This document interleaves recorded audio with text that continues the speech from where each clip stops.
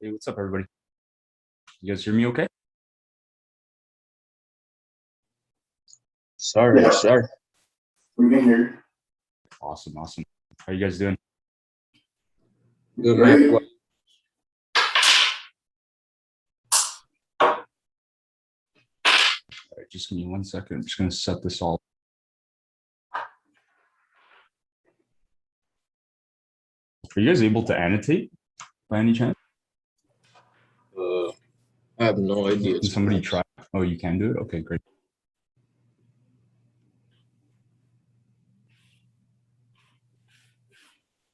Okay, cool. So hopefully you guys can hear me okay. Hope everybody's off to a good start on their weekend. Had a good week and everything. So what we're going to be doing today, guys, is just we're going to be doing back testing, obviously, but we're going to do a little bit of like hindsight as well. So the idea here isn't, to try and ace it or whatever. The way that I typically backtest, I don't always try to just do this hardcore backtesting where I do replay and try to catch everything. A lot of the time, I like to rewind and see what mistakes I made, see what trades ended up working. That way, I can learn from it, right? So what I want to do today as well is give you guys the opportunity to sort of pick out zones you think are going to work, and then you can kind of rewind and see, if it did work or not. We'll play it forward, and we'll also experiment a little bit with trade management.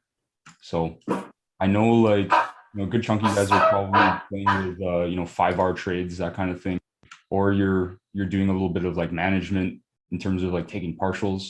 But we can kind of experiment with all of it. I kind of wanted to go with the 5-hour route to just show you guys how like profitable it can be. And we'll even leave in like some of our losses in there so you get an idea of like a realistic session, right? What we'll probably do is anywhere from like 2 to 4 weeks. We're just doing January 4th on EU of this year. It's been a while since I've traded this particular price action, so I don't know what really happens, but yeah, I guess let's get started. If you guys do annotate, the only thing that I'm going to request is, we don't like draw anything inappropriate, anything like that. Try to keep it professional. If you are going to use the annotate tool, use this little box that I have here. So if you go up to like where it says draw, there's like a bunch of boxes. There's a box with an outline. That's kind of the cleanest one. That way we're not like drawing with like, our pencils and stuff and it gets all messy. It'll just help me with like identifying what you guys actually want to pick. And then we can kind of move from there. Hey, man, I got a question. Yeah, of course. What's up? You mostly backtest on soft effects, or is TradingView like, all right, to backtest on as well? Or? So I do a mix. I would say, yeah, primarily I do like this type of backtesting on software effects. But then when it comes to case studies and like the stuff I post in T markups, that's obviously all in TradingView. I don't really do much bar replay other than to like cut price to a specific area if I want to study it. Make sense? Yeah. Awesome. All right, I'm going to get started. I want to see if I can pull this chat up though too, in case you guys have questions. Okay, cool. I think if anybody has problems with audio, just try rejoining and that should fix it. But I guess let's start off with our higher time frame analysis. You guys are welcome to sort of jump in. If you have questions, if you have comments, go for it. Usually what I do is I'll start off with, the daily or weekly. Because we're on software FX, it's kind of like difficult to do it. So I'm going to just stick to the 4-hour as much as I can. But obviously, we don't have that much historical data to work off of either for like shorts. So we'll just play it kind of, playing like intraday, because I know most of you guys do that anyways. We'll do intraday scalps. We'll do a little bit of S to D stuff, but for the most part, what I want to focus on is the like liquidity sweeps and stuff, just so you guys get an idea of it and so you can learn something from this. So first thing I'm going to mark out here is we see that we're developing a reaction on the 4-hour. We've broken structure up, right?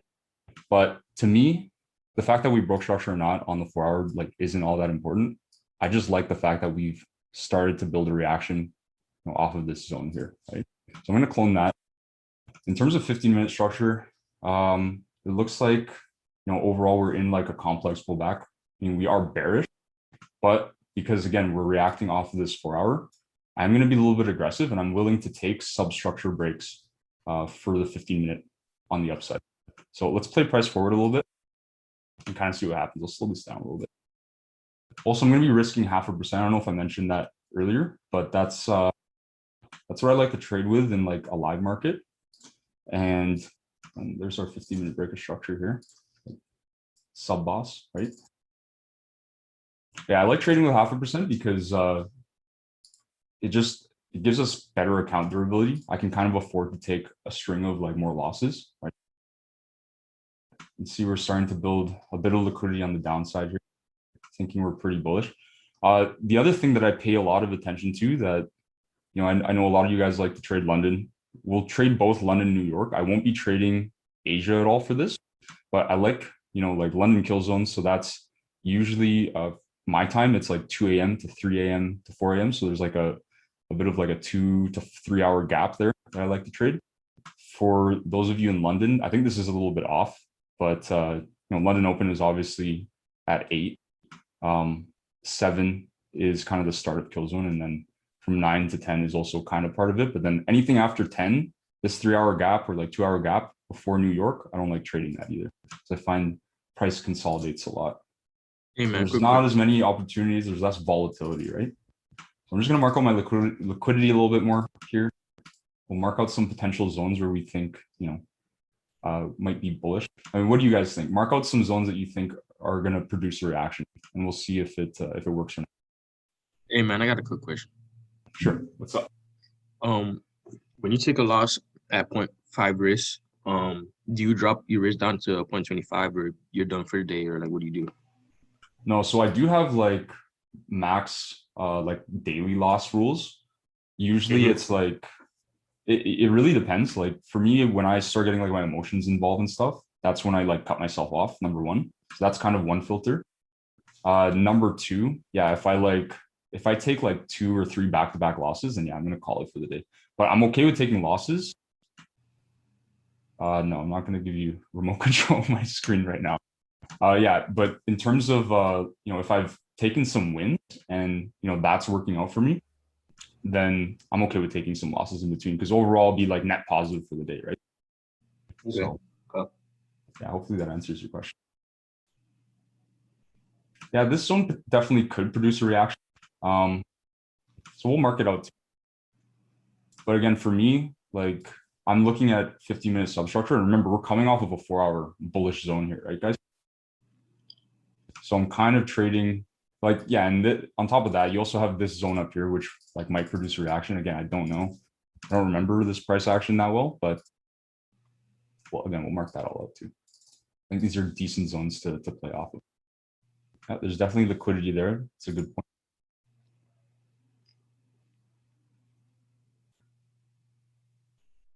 Okay, looks like we're going to start reacting to this a little bit. I'm going to set an order here, just mark it. I think it's going to play off of this. Let's see. Give it 3 pip stop loss. And again, I'm going to do 5R like hard TP. We can do a little bit of experimentation, but like for the most part, again, we'll do this 5R stuff. And if you guys want at the end, we can also do a little bit of like taking partial profits on certain trades too. That's working out pretty well. Again, why am I taking along? You guys are probably wondering. I'm timing this with London Open too, right? Well, actually the fact that we're in kill zone altogether. So anytime I see this and like I see like liquidity build, a zone, this is also an STD flip zone, I believe, because this is reacting off of this here. This is on the 1 minute, obviously, but it's a little bit harder to see on like the 5 and 15. I'm pretty much just taking a continuation, right? Because the other way that you can kind of look at this is on the 5 minute. This is liquidity for sure, like potentially for later. But you see how we built liquidity here, and we kind of have that model that we all look for. Let's see if I can clone that. So let me pull up like my annotation tool too, so I can kind of explain this to you guys while I let this play. Where's my drawing tool? So anytime I see kind of something like this where we have like a last bearish push, let me get a different color because I can't even see this. Okay.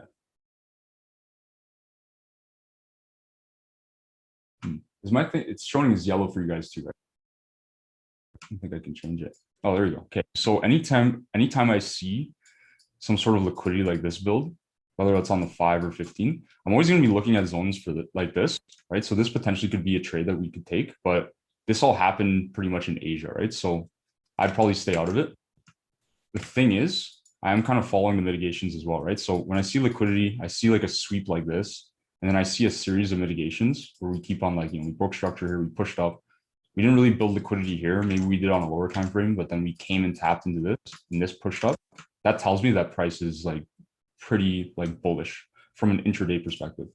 So as a scalper, we can try to capitalize on a move like that. Right? So let's let this play out. Hi, I've got one question. Sure, what's up? So when it broke the 15-minute structure, the bullish structure, and then Yeah. we had this 15-minute bearish zone, would you not expect a pullback? So can you not expect a pullback to trade the shorts into the buy? So we can, and that's definitely something that we can observe. But again, we're coming off of a 4-hour bullish zone. So I'm looking for continuations long from there, right? Because the minute that I see like 5-minute breaker structure happen after we tap into a 4-hour zone, which we got like, pretty much in Asia, right? We started breaking 5-minute structure up. We started doing like these mitigations, continuations, pushes up. That's when I start looking for longs.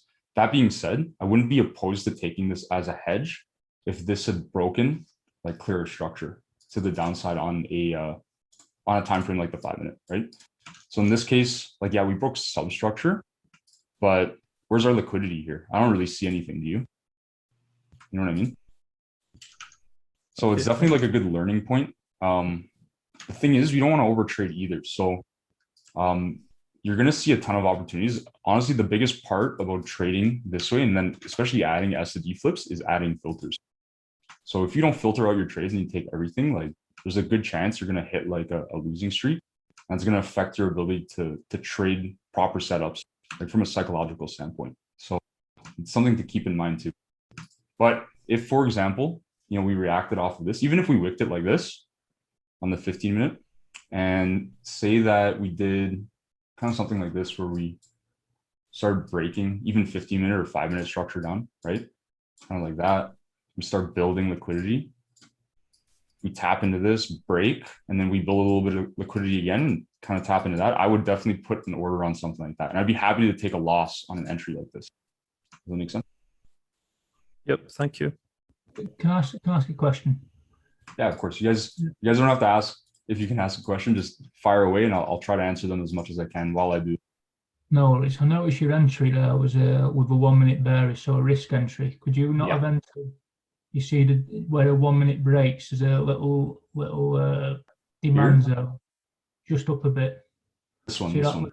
No, the wick. Yeah, so the wick just before that broke the structure. I'm gonna let me annotate a second. Do you mind annotating it? Do you mean this one?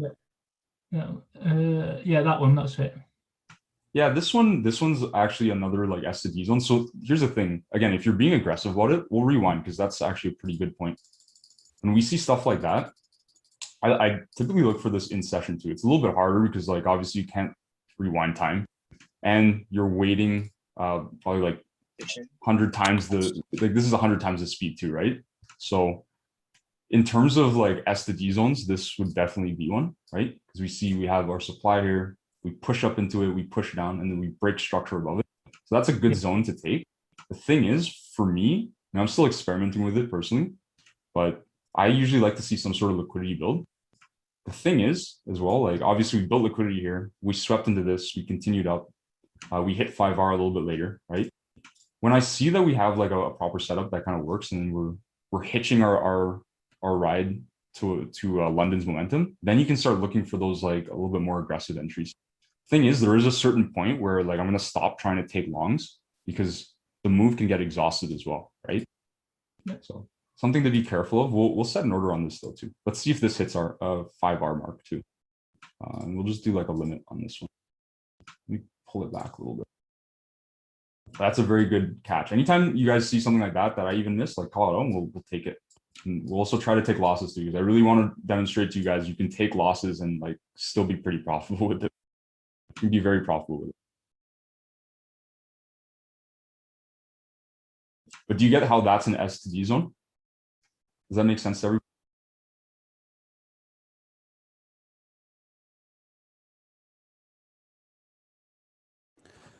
You can explain this S&D zone, please?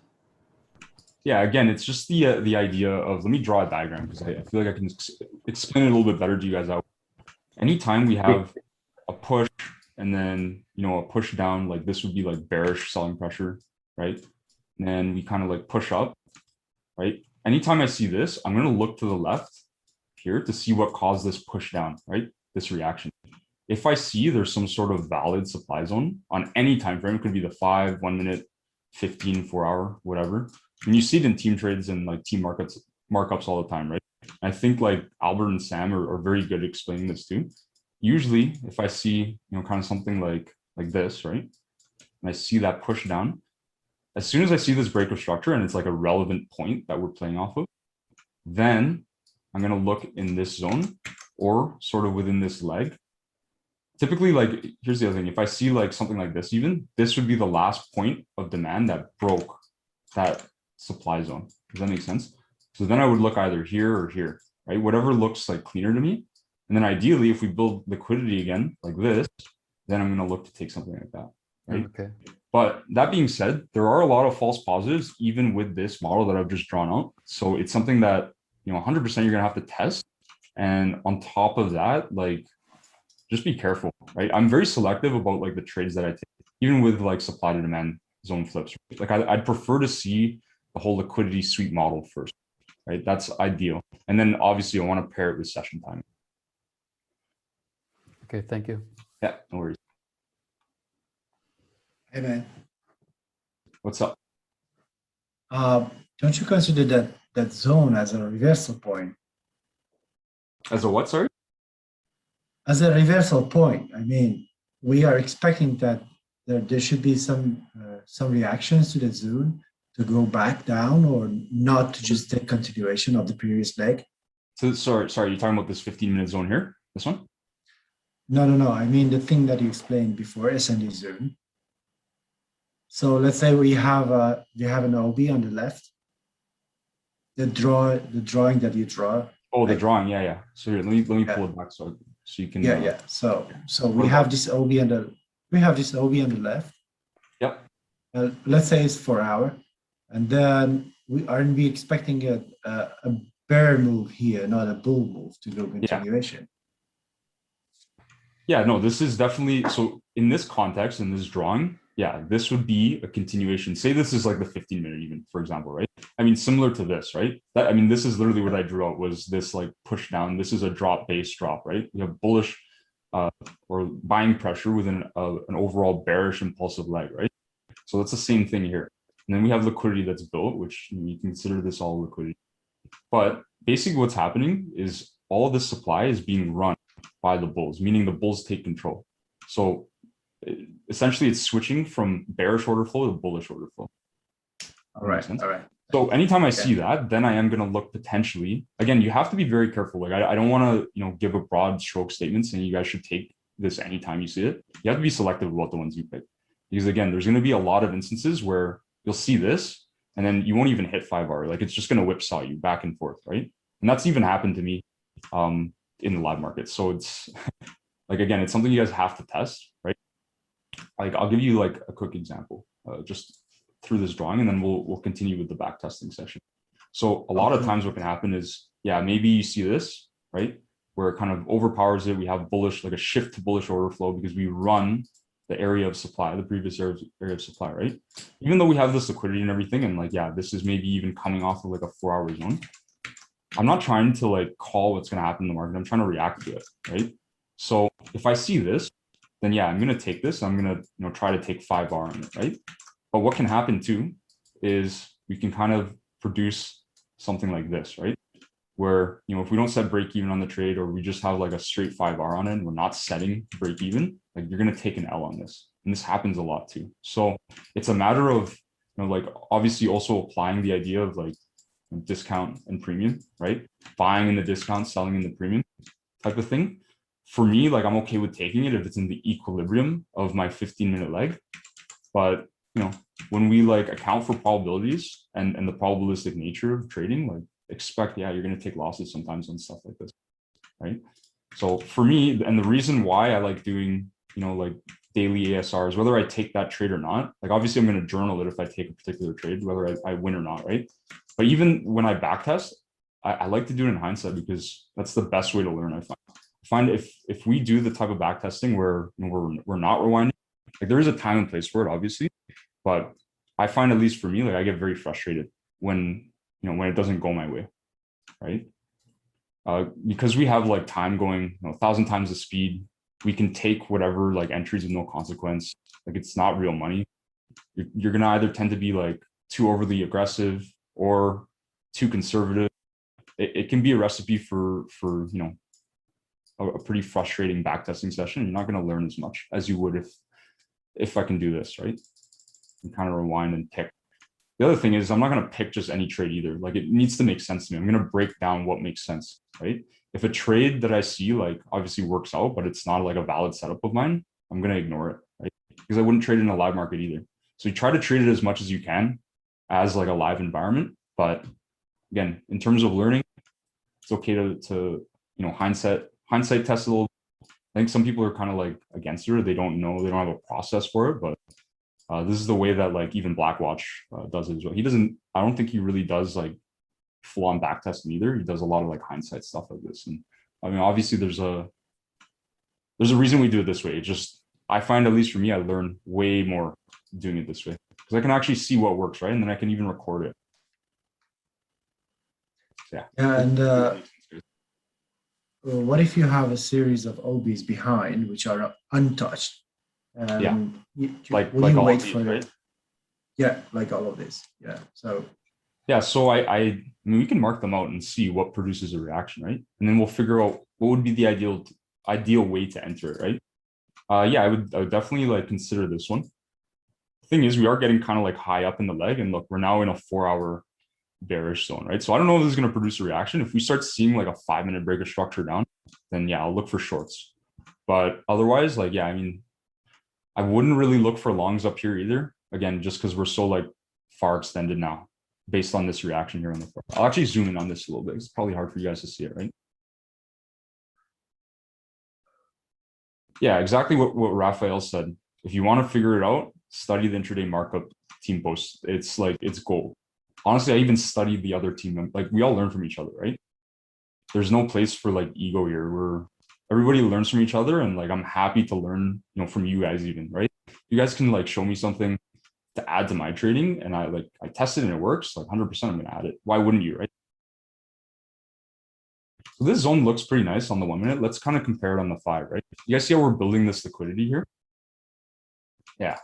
So like this looks like a nice zone. Thing is, we're not in the session that I want yet. We're kind of at London lull, the kind of dead period between 10 to noon GMT or BST. But so I'm just reading your questions and stuff too, guys. Hey man, how do you get that indicator like that shows you the times? So this is all part of Software FX. So okay. I think, yeah, there's I think you guys can get like a discount code. We don't earn anything off of it, but it's just like they gave us a code for Phantom. It's probably in the resources channel if you want to check. Oh yeah, I have SoftFX, but I don't know how to get that thing right there, the little time. Oh, sessions. Oh, okay. Yeah. There's a lot of cool tools in here, like if you play around with it. Yeah, I didn't even know that. Yeah. Hey mate, can I ask the way you trade the London kill zone? It's looking for the flow and wait for a sweep of liquidity. Yeah, typically I'll also play it off of like what's happening in Asia. Like I'll look for liquidity in a sweep in Asia, kind of like what we had here. It doesn't have to be an actual sweep of Asia's high or low. Like I don't care if it is, but if I see some sort of like liquidity built and then like a sweep of that liquidity, I'll take that. Or not that I'll take it, but I'll take continuations off of it. It really depends on like how it plays out. I don't have a good offline Asia session indicator for this, so I just use it based on this. It's kind of an approximation. I think Brian's right. We're probably going to produce a reaction on the downside for this too. So let's see if this even works. Remember what I said before, right? You shouldn't really be looking for longs this high up either. So, but let's take some losses too, so I can show you guys what's up. Do you factor in Frankfurt? I see a few of the boys factor in Frankfurt and London. Absolutely. That's what London kill zone is, right? It's Frankfurt Open and London Open. There's a reason the volume kicks in. It's because Frankfurt Open is an hour before London. Right. So there's usually a really nice like risk entry that happens on most like major pairs, I'd say, for like Frankfurt Open. So if you have the appetite for that risk and you see like a nice little bit of liquidity, whatever, set up, and then sweep of that liquidity to a risk entry, like yeah, you can take that.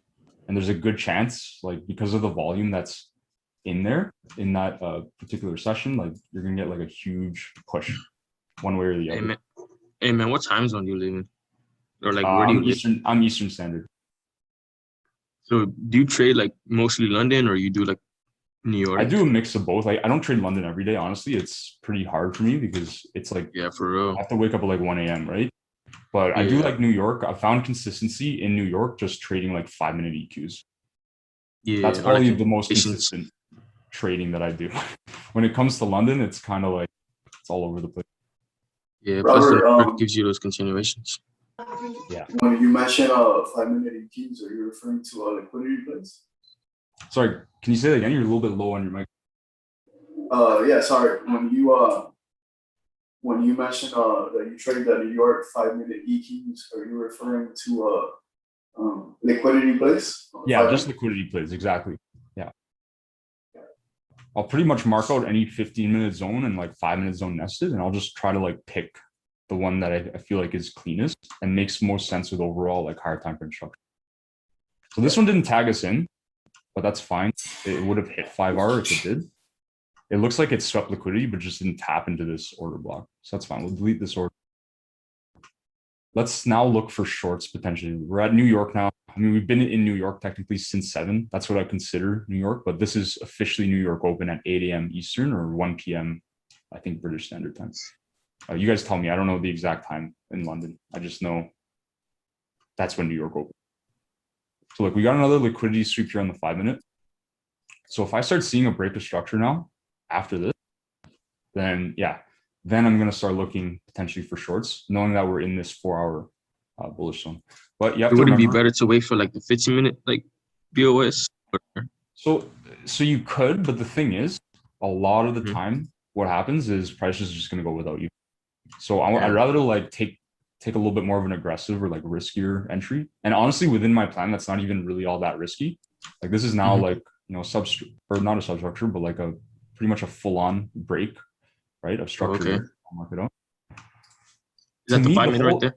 Yeah, the whole point of like the 5-minute shifting, like bearish, like with like a bigger structure, is it tells me like ideally or like potentially, because we're in a higher time frame zone, right here, the 4-hour. We start seeing a 5-minute breaker structure. It tells me that it's very likely that order flow is shifting bearish and bears are starting to come into control, right? So a couple zones we can pick from, like this is a question I get all the time from people. There's the extreme and there's the decisional, right? Oops, let me delete that. So let's see which one works out.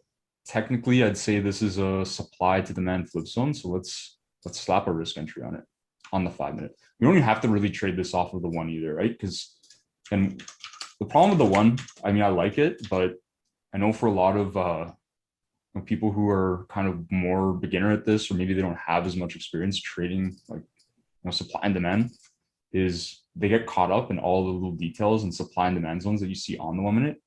It's not that it's noisy, it's just you have to learn how to read it, right? If you don't zoom out and like take a peek at like the 5-minute, 15-minute enough, and you're just on the 1-minute constantly, like expect to take a lot of losses. It's a skill set, right? So you guys see how this is a supply, right? Supply to demand flip zone, right? This breaks this. Yeah. So we can look to take that. Again, I don't know if it's going to work. Let's see. Do you mainly put your entries on the open or EQ of that FC candle, the sponsorship candle? Of this one? Or that one. Yeah, the 5-minute. I like doing the EQ of it. Let's see if it taps us in. It's nice when I see like 1-minute and 5-minute EQ kind of line up. So you see how the 5-minute EQ is a 1-minute FC, you said? And yes, look, we cover the high. I mean, the stop loss is a little big. It's like 3.8. That's fine. But let's just target again, 5R. Let's see what happens. And if we get swept, whatever, that's fine. We can honestly, let's set a limit order on both and see what happens. I'll do the full candle on the 5 minute for this one too. If we take a couple losses, again, it's not a big deal. So 5R would be. For your first entry, the supply failing, is it for this supply?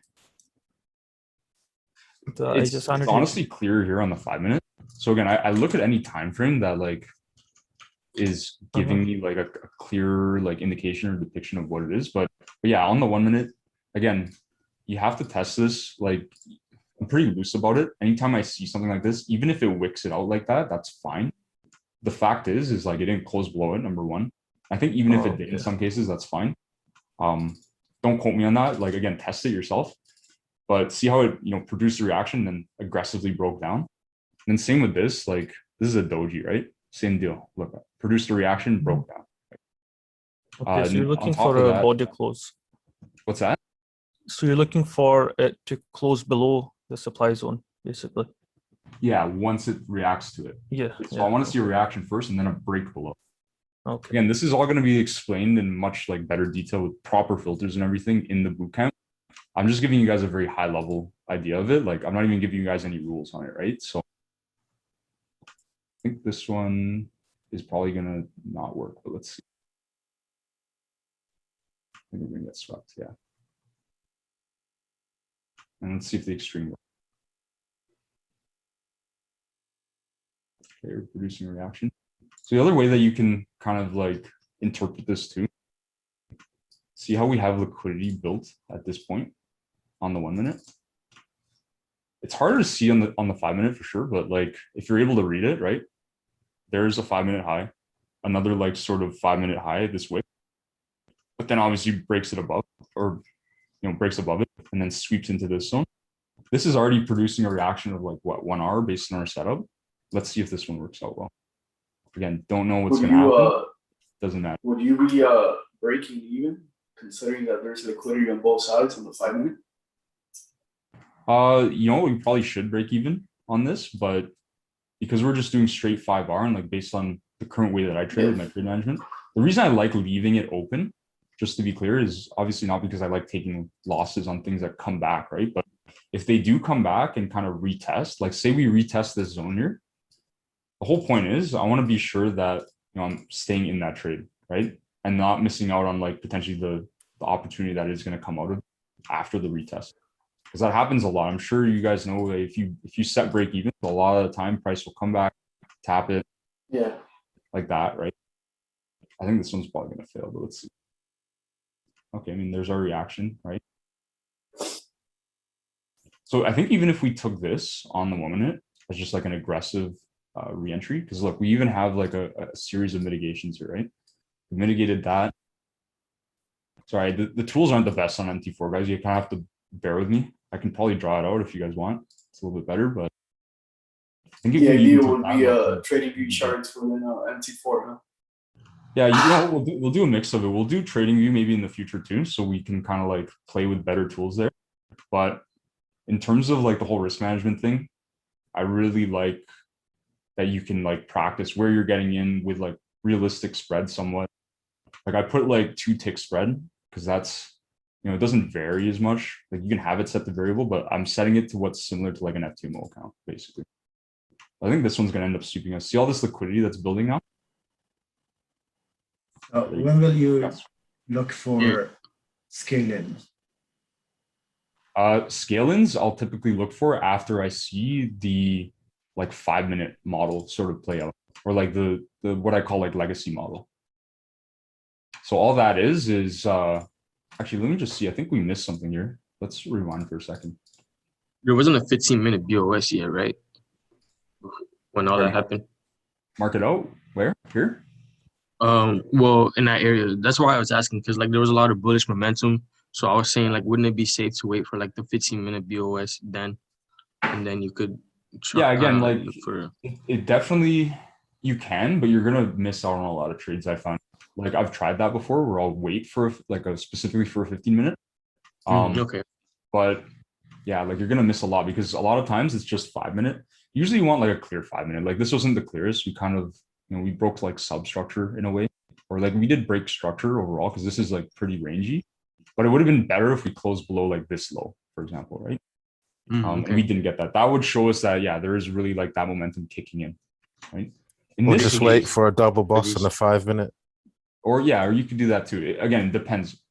I would say test it and find a bunch of scenarios that kind of fit with your style of trading. If you want multiple 5-minute bosses, that's fine. But again, you're gonna take less trades, but you also take less losses too, right? What do you think of taking a trade on that 5-minute OB? Yeah, so you see this 15-minute one that I've marked out here. Yeah. I think this is not one that I would necessarily trade because it's so far away and it's hard for me to even see it on MT4 here. I'm gonna have to like do this just to see if there is a 5-minute nested in here. Not that it really matters anyways. It taps into a 15. We could have taken it straight off of that. You see how we have like obviously this liquidity built. We kind of had like a fake liquidity sweep in a way, right? Because it's faking us into thinking, we can take shorts here. That happens sometimes too, so you got to be aware of it. But overall, the liquidity here on this particular trade, if we were going to take it as a risk straight away, because again, we don't even get like 15-minute breaker structure either yet, right? Unless you're like counting this leg and everything, like this whole like bearish push down, you could take like a short off of this, right?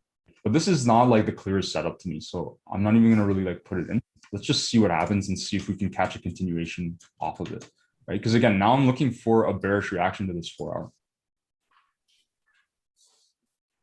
Yeah, fake liquidity sweeps, they're definitely a thing. It happens, right? Let's wait for another 5-minute break here. Yeah, this setup was pretty valid though, to be honest. Yeah, right. So I mean, again, it's the probabilities playing out.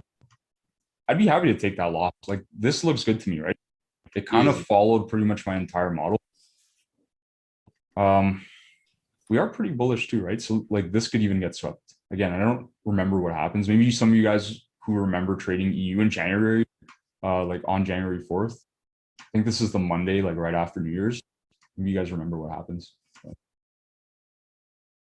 think I was backtesting this a few days ago on we got a short here. I don't remember too well, but You backtested this recently? Actually, yeah. See, so look, there was actually a retest here. See this? So if we're being again kind of aggressive about it, depends on what you guys consider like your structure breaks and stuff. This breaks here, right? This 5-minute candle closes below this previous like demand zone, right? This wick.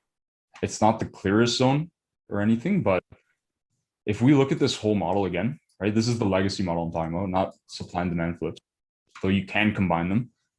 When I see liquidity, build, right? We have liquidity built here, sweeps, liquidity built here, sweeps, and then mitigate something to the left. In this case, this 15-minute zone. And then we start seeing a break of structure like straight after that.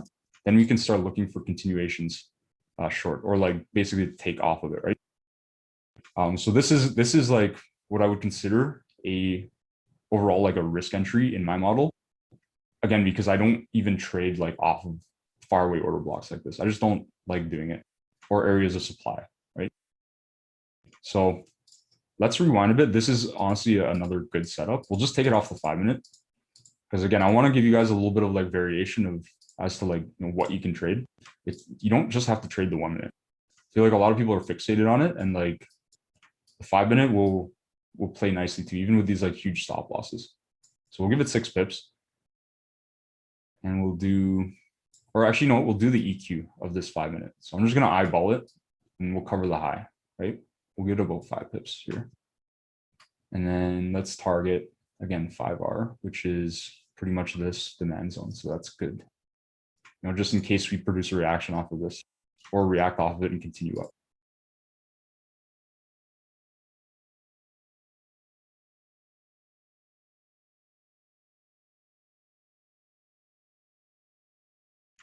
I can't remember, does it even tap into that? We might have to rewind and take it again. Here, let's mark out the actual EQ and see if it taps in. So it doesn't look like it does, but let's maybe do it this way instead. That's fine. This might be a trade where like you see it and wherever it looks nice and everything, but because like the stop loss is so big, you try to take an EQ on it and you end up missing it. Like that happens to me all the time. I'm okay with that.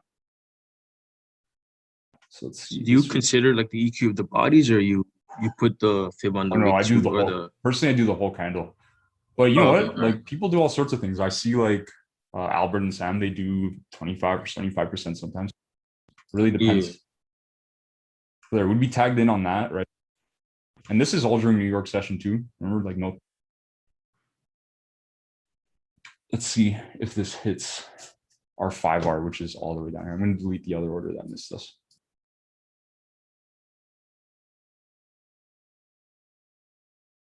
And like for those of you who aren't familiar with like the terminology I use, R just means risk to reward ratio. But like obviously plus R is a multiple of our risk. So in this case, 0.5%. So if I'm 1R, I'm up 0.5%. If I'm 10R, I'm up 5%. So right now we are up almost 10R in total. And that's including like a couple losses that we took too. So pretty good. This is where momentum starts to kick in too though, right? So we don't know if this is going to come back to it. I would definitely consider a zone like this though, if we built liquidity and come swept into it. But let's see. It's nice that we, again, like even like broke this structural point down too, right? Like this is a much better breaker structure than, you know, this is to me, right? This is such a minor close below a, such a minor low.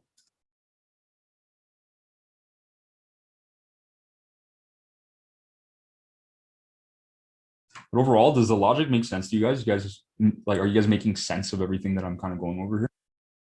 Mm-hmm. Yeah. Yeah, now I see why I would have missed the 15. Yeah. Just never came back. But again, that happens all the time, right? Like I can tell you like from last week, the amount of times like I'll have an order or like a limit set at a specific like zone of supply or demand and it just doesn't come back because momentum takes over.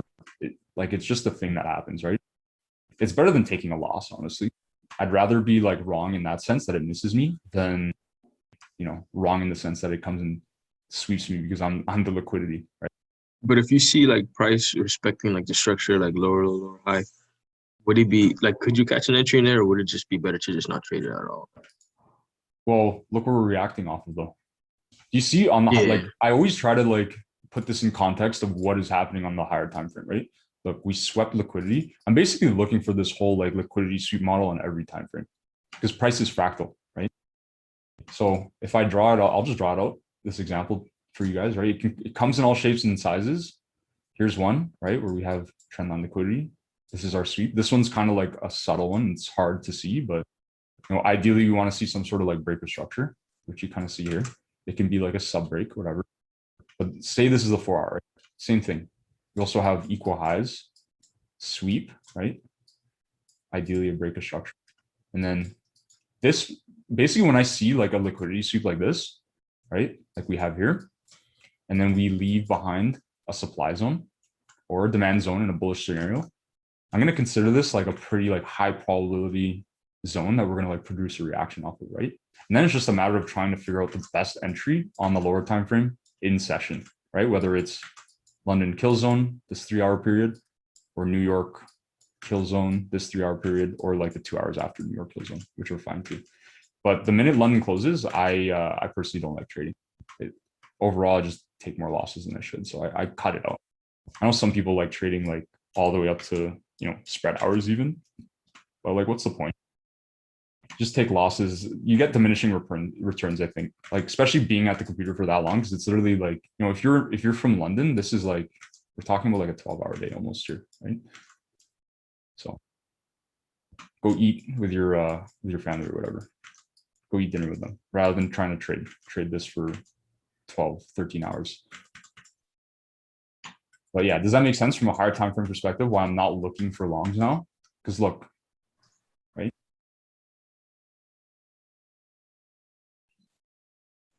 So that's good. We hit 5R on that other one. Let's see if we can catch more.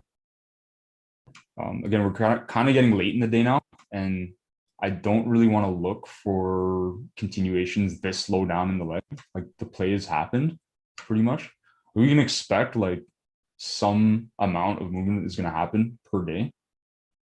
Like if we're talking about like an actual pip movement, it's never going to be like super crazy. It is crazy when there's news, but then, you know, obviously you don't want to trade that and get slipped and maybe like blow your account. So the 5-minute level that you marked before for that previous entry, that's really just a flip between demand and supply, isn't it? Because the actual break For the long, right? no, for the short, you know, that line, you've got that line there. This one? Yeah. So you see this one. Because the actual break. Yeah. Sorry, okay, sorry, which time frame are you talking about? Because I'm kind of lost. You guys are on the 5 minutes, sorry. This one, yeah. Yeah. Let's see. Would this be a supply to demand? Yeah, it would be, but this one's a little subtle. This is the kind of one where it's like it honestly slips through me because look, see how it closed below. But the actual breaker structure is that point, isn't it? This is a substructure break. Yeah. Yeah. Okay. It depends how you look at it, right? Like again, like structure can be a little bit subjective. Some people might see this as like the full. For me, again, because we're in a 4-hour zone overall, I'm okay with taking a substructure break like that. But in terms of this being a supply to demand zone, yeah, I mean, it's like, I know sometimes I see it in team markups too, like the other guys posting it. For me, I like to be a little bit more rigid about my rules with this kind of thing. The whole idea and play out of this was just that it was a liquidity sweep and then like continuation, right? But yeah, I suppose you could count this, right? Because look, does that, here's our break, right? But then by the time like this breaks, you'd be looking at this zone. So then I don't think it ever comes back to that, right? Yeah. No, I like to say it's easy in hindsight, isn't it? Some of the markups you see, you think, yeah, like in light in real time, you're thinking, yeah. This is why like I like to be realistic about it, even when I do hindsight trading. Like I'm not gonna like slap on trades or like say that I would take something when I know I wouldn't, right? It's different for everybody though. Like it depends how aggressive of a trader you are too, right? So at this point in the market, what would your bias be for the next day? For the next day, I would still be looking for shorts. Yeah. But like, okay, we're just closing London now. So usually what I do, even in backtesting sessions, I'm usually sleeping during this time if I traded London, right? So I'm not going to be awake for Asia at all. I usually have dinner at 2 in the morning. No, I'm just kidding. Just a quick question. What time would you have dinner if you were trading London? Honestly, like probably 3 or 4. And like I'll have like an early lunch. He's not kidding. I'm not even kidding. Yeah, because here's the thing. Like I try to sleep. If I do trade London, I do try to sleep at like, or if I want to trade London the next day, I'll try to sleep at like 5 or 6 or 7. Obviously, this is something that's more applicable for anybody that's like New York based like time zone or Eastern like me. That way, at least I get like 6 hours of sleep, and then I'll sleep usually like 2 hours in between from basically from like 5 to 7 a.m. Because 7 a.m. I want to be up, and even then, like it's better to wake up a little bit earlier so that you like can actually like wake your brain up, right? But Eastern time, Rob, I got a question for you. What's up, man? When you say that this area here is what I mean is, are you still looking for shorts because after tapping into the bullish order block down there, it failed to break it high? So you'll be looking for shorts? That's part of it, but the main reason, like 80% of the reason why I'm looking for shorts and short continuations, remember, I'm looking for, because we're reacting off of this 4-hour, I'm going to look in this 15-minute leg for price to come pull back and like continue down, right? So either it could be off of this. It looks like this potentially is going to produce the reaction at London. We'll see, or maybe we'll get swept and this will produce it, right? So it's the whole idea of like decisional versus extreme, which is on the higher time frame, trading this overall leg, right? Ideally though, I want to sell in the premium, right? If we're in a bearish scenario, I don't really want to be selling down here, but there are certain exceptions to that rule. If London starts kicking in, and then maybe we start seeing like, say we have a drop-based drop here, we start seeing a lot of volatility, we build liquidity, then like, and this is like a 5-minute, I'd take that. because then we And can you expect would, that like the volatility, the huge amount of volume in the market that's kicking in is going to push price a certain direction, right? would you be concerned about the liquidity right on top of that 15-minute extreme in the 4 hour? This one here, you mind marking it out so I know which one you're talking about? Yeah. Right here. It also coincides with the 4 hour high. There's plenty of equal highs there in the 4 hour. Yeah, it does coincide with it, and this is where we took our original short as well, right? The one that just moved over, and that was like a huge stop. That was a 5 pip stop, by the way. So Right. yeah, that I mean that's the extreme that we could take, right? We had our liquidity sweep like on the lower time frames, right? If I zoom out here, right? Liquidity, sweep, well, sweep and then sweep. It's funny because the sweep became liquidity and then that got swept. and then we got our entry as a continuation after that.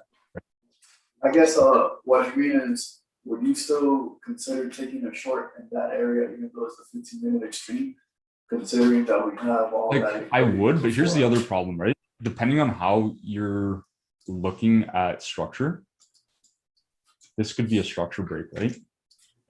Like I'm pretty loose about it. It really depends. Again, like I like using the session to sort of like help me filter out whether I want to get into trade or not. I think honestly, maybe if I saw price start pushing up bullish, like there's no chance I would really want to short that, right? Because look, now we're breaking this structural point. If we look at it from this perspective, look, I broke structure here, we consolidated, we pushed up, and then look, we're gonna break these two structural highs here. Like, yeah, you could see it as a sweep too, and that could happen. Absolutely, that can happen. But do I want to risk like, you know, my live funds on that? I don't know. Probably not. Not if we have to break 15-minute structure up just to come back to this zone and then hope for reaction, right? On the other hand, though, if we do see, because you know, 4 hour zones, just because they get tapped into once and hold, doesn't mean that they, you know, can't like produce bearish order flow or get tapped into multiple times like that, right? So if I see that like we come tap into this, and then say on the 5 minute, whatever, we start like building liquidity, we tap into this will also mitigate something to the left, break structure, maybe we build like substructural liquidity here, then I would take that. I'd be happy to take that. So I'm waiting for a reaction to happen. I'm not trying to call stuff like this, right? Which again, we're breaking structure to get to it. I'd rather react to the reaction. Okay, sounds good. In terms of management of the trades, your main goal is always 5R, or you? Yeah, I mean, that's what I like. I even did this with my old retail strategy. I would literally take like 4 or 5R, and I would do set and forget trades. I wouldn't even like manage it at all, because here's the thing, like, especially when you're new, if you start adding all these variables in, you can't really expect consistency, right? Mm-hmm. So yeah, that's why, like, honestly, I think if you guys are in demo and stuff, even just do like set and forget. Don't even manage it. Set 5R, like set it like to a hard TP level at whatever like level you want. Maybe I'll give you guys a link in the video description to this in like in the community of like an equity curve simulator you can kind of play with. Later on, I am going to be doing like a risk management like video series or like tutorials so that you guys can kind of learn about like the different like trading systems, so to speak, in terms of risk management. It has nothing to do with entries or anything, but really just like, you know, what you can afford in terms of strike rate based on, you know, your hard TP or like your trading system, right? Yeah, bro, that would be dope for real. Yeah, so we'll definitely do that. Thank you. Blackwatch is saying we should take along here. What do you guys think? Let's do it. Let's do it. Let's see if I he's like it. I like it. Considering that there's kind of like a sub-break of structure, and a lot of equals in the high. Yeah, well, I think the reason, Blackwatch, I don't know if you want to chime in, if you want to hop on the mic for a second. No, I was just kidding about like, you know, if this works or not. Let's see if it does. Right? There's no nothing wrong with it if it doesn't work either. Again, we're like here to like reverse engineer trades, not call what's going to happen either, right? So let's try for 5R on this one. We'll take it straight off the 15 minutes. So this is like a 7 pip stop loss. You know, I think his idea though, Brian, tell me if you're thinking this too, right? You just want the liquidity sweep. Yeah, pretty much. Yeah. So I mean, the way I kind of backtest is I do a lot similar to Rob here, but I kind of use this quote that actually it's the writers of The Simpsons. This is how they kind of write their storylines and stuff. They say the hardest part of writing is actually just starting in general. So it's not that they need like a refined like storyline or script right off the bat. They just need to get something on paper and then they go back and refine it. So like when I'm back testing, I just hit anything that might look good and then I go back to figure out why it worked, why it didn't work. And then that's kind of how I like chip away at like that, that boulder. If you're like sculpting, for instance, right? You kind of hit it with some larger tools first, and then you go back and you kind of hit it with your small chisels. So well, but that's like that's kind of how I do it. So like I'm a little bit more, take this, take that, take this, take that, just to kind of see and then go back and figure out why one didn't work and figure out, why one did. But that's just my opinion. Yeah, it makes sense. It's pretty much the exact same thing that I do. I've done this with Aaron too. Aaron's very good at calling stuff without like doing like the reverse engineering, which is I guess a testament to how good of a trader this guy is. So shout out to you, Aaron. I know you're in here. He just I think he just marked out this like little supply to demand flip zone. So that's fine. Brian's didn't get tapped into. Again, that happens all the time. We're happy with like missing a trade because again, we didn't like lose anything out of it. But if we're looking at purely like the London move here, it looks like this was pretty much the entry, right? So this is a supply to demand flip zone. I'm gonna rewind so you guys can see how you would have entered that. So now we're gonna mix in a little bit of that S&D stuff that everybody else is playing with. This also builds liquidity too, which is really nice, right? It's nice. I think highs on the 15 here too to target. Yeah, to target as well. Yeah. Oh, you're saying up here? Well, if you look to the left, yeah, it's like very clear. Oh yeah. Oh, there's a ton of it, right? Mm-hmm. But even just like here, right, we can expect that this is probably going to get swept. Meaning we can pull 5R, if not, 15 or 20R out of this. So you know what? For this one, let's play a little bit with like that different type of management style. So we'll switch from the 5R stuff for a second. But you guys see how this is a supply to demand flip zone? Kind of pushing down. This is on the 5 minute too. So like that tells me it's a little bit better. We're on like a relative like higher time frame. It's not just off the 1 minute. So I feel like there's a good chance that this is going to work. So if This we were becomes in the liquidity. short from this supply and demand zone, wouldn't we expect the low to get run because it's weak, it's not broken structure, it's formed very slowly? Sorry, which low? These Here's lows? one. Yeah. Well, I mean, this is all liquidity too, right? Yeah, at some point. I mean, those aren't the weak lows though, because we're still bullish. So if anything, the highs are weak. Right, okay. Yeah, because we haven't broken, like if we're looking at just 15-minute structure, we're Mhm. still really bullish until obviously we aren't. But for now, it's like we would have had to break this structure really for this to be considered like truly bearish. And then, so for now, because we're bullish expectation order flow, technically the highs are weak because the liquidity to the upside is to target, and then liquidity to the downside is to potentially to sweep. But we'll have to see how it kind of plays out. Oh shit. Right, okay. So where would your 4-hour low be? Hold on, I gotta rewind a little bit, guys. I accidentally way too much there. Okay, hold on. Let's pull back. So is this your 4-hour low here? This over Sorry, here. which one? For expectational order flow purposes, yeah, this would be my low. And then we're kind of expecting like more highs. Yeah. Because again, this is bullish, but at the same time, like, look, we expected a reaction off of this because we swept liquidity, right? But yeah, overall, look, it's bullish, right? We can all like agree. Mhm. This is a very bullish like market that we're in. I mean, we are starting to get like corrective with it too. So I'm okay with taking like counter trend 4-hour reactions too. Cool. Cool. Yeah, I definitely think you have the right bias there in terms of taking out equals, looking for a deeper correction or potentially a full like 4-hour pullback. Makes sense. Yeah. Okay. So yeah, I don't know if you guys saw that. I accidentally hit the fast forward times like 10,000 there. So luckily we didn't like wipe out all of our like trade history there. But again, I'm just going to play off of this supply to demand flip zone pretty much. This one here. Because it's reacting off of this, right? Push down, broke structure up, and then look, we built liquidity. So this would have still been Asia. So let's fast forward to where I would wake up, which would be right here. So if I wake up and I see like all of this, I'll probably like analyze what happened previously.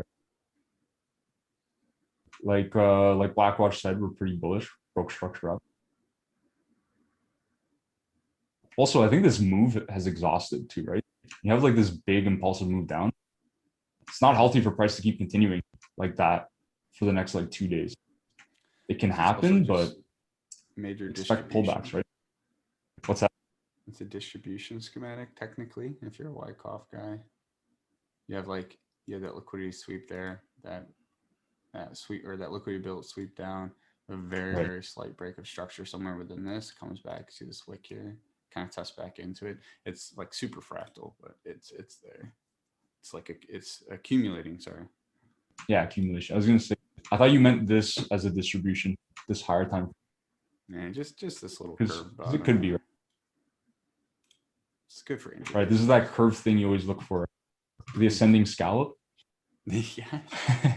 Not actually. Rising dragon. Sorry, let me fast forward this a little bit. I gotta be careful with it. Okay, so again, look, we built liquidity. Oh, I think actually this is the one that gets swept. So hold on, let's do the lower one as well, but that's fine. We'll take a little loss there too. Yeah, I like this lower one here. Just because it's that demand candle. This one? This on the fifth. I'm looking at the 15 really, but yeah, Yeah. It's just that demand candle I'm just staring at. That's pretty much this here, right? Yeah, only because it's within this consolidation, like this traffic. But this is the reaction. I don't know. One of these guys. This is where like I would say supply to demand gets even confusing for me. Is you have this zone which produced a reaction broke, but it's so like you also had it with this one, right? So again, like we're looking in hindsight, right, to see what worked.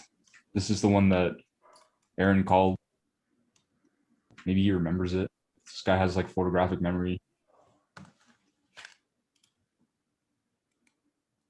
But in terms of management now, let's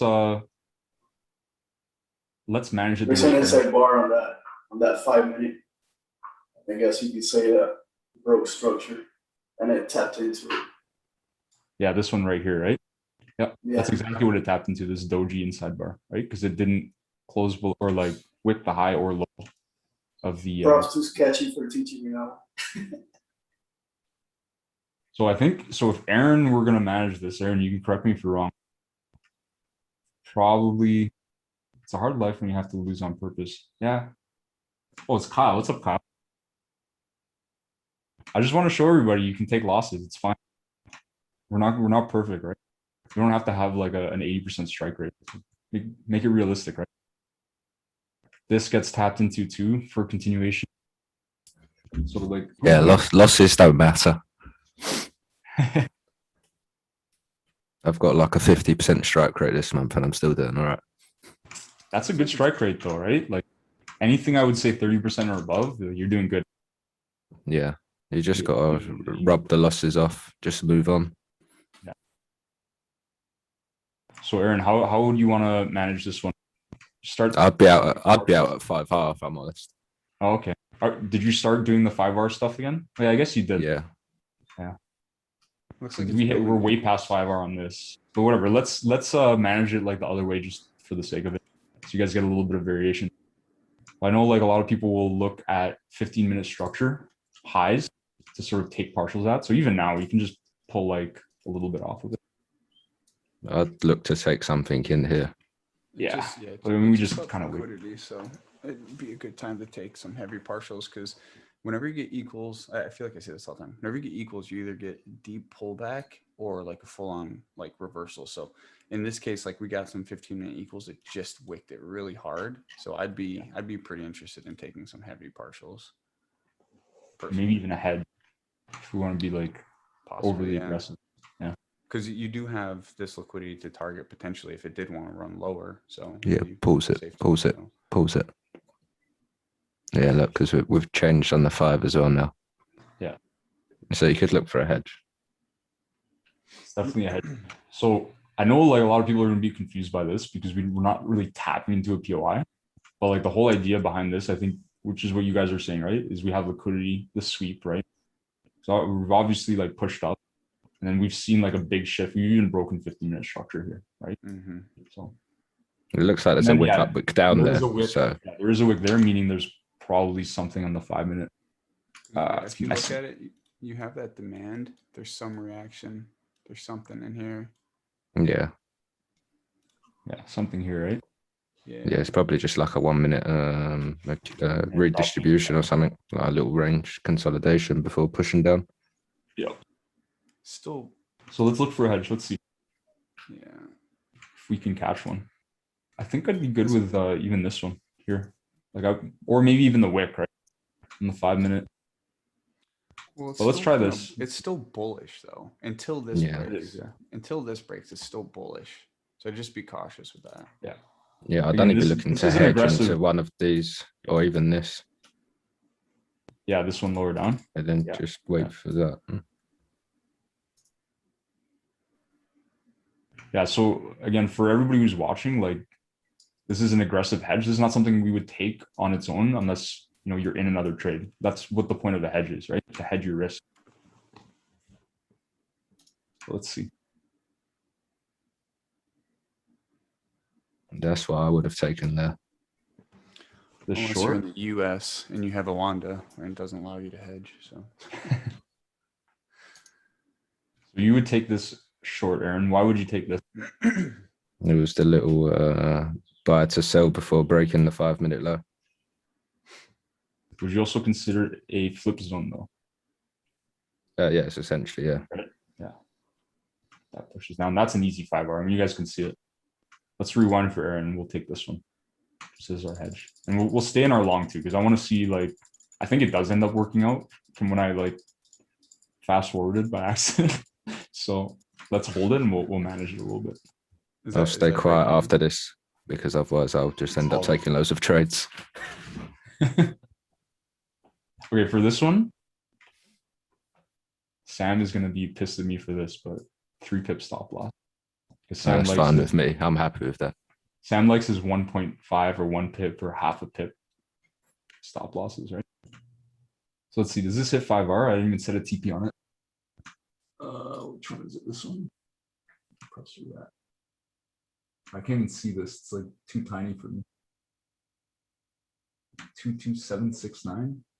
22769. Okay, so let's set a 5R TP on this one. Because again, it's a hedge, right? So let's be like aggressive even about how we take our profits. I'm gonna eyeball 5R, honestly. If I had to guess, it's probably. Oh wait, so 3. It would be 15 pips. Would be right here. It's 3 times 5. That's 5R. Okay. The Let's see. 15-minute wick looks like it might get a nice reaction though. Yeah, this one here. Yeah. Let's see.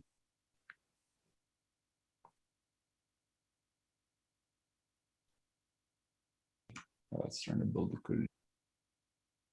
Would you break even this, or do you leave your risk open? No, I just take a loss personally. I do think it'll hit it. Let's see, or get close at least. Gotten very close.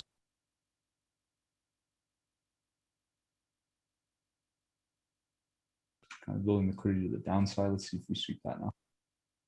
Oh, almost. There you go. There you go. 5R. Perfect. That's a perfect hedge rate.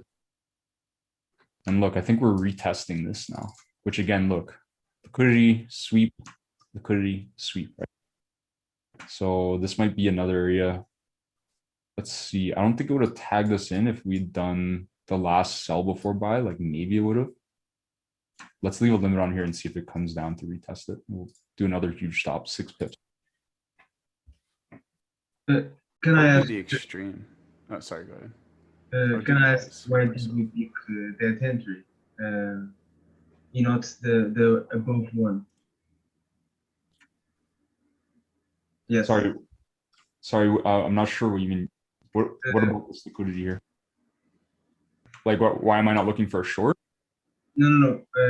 Before when we trade this one, the 5 hour, you picked this entry. Short, yeah. Yeah, the short. And not why didn't you pick the above, which the sell limit you have? Do you mind marking it out on the chart so I can kind of see what? Sorry. Oh, look, I think we just got swept out of two orders. Oh, that's. I would have looked for entry at like the sweep itself, like so the extreme of this candle, just because there's probably something a little bit more fractal. I can't tell in 1 minute here, but Here, can you see it now? Talking about here?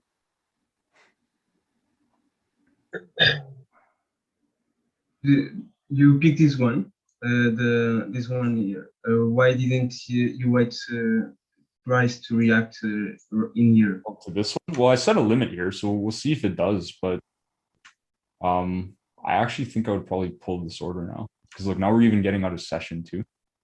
The question is because I just want to understand the mindset behind this entry, because for me it's a little bit more aggressive, and I want to understand the mindset. Just that. Yeah. So I think the reason, well, number one, this is a hedge, right? Too. So because we're coming off of this long, we're looking to just hedge the risk on the long, especially if we're leaving like our risk open, right? We're not setting break evens or whatever. So that's the reason we took this. Yeah, it's definitely more aggressive, but this is also an S to D flip zone. This is a decisional candle.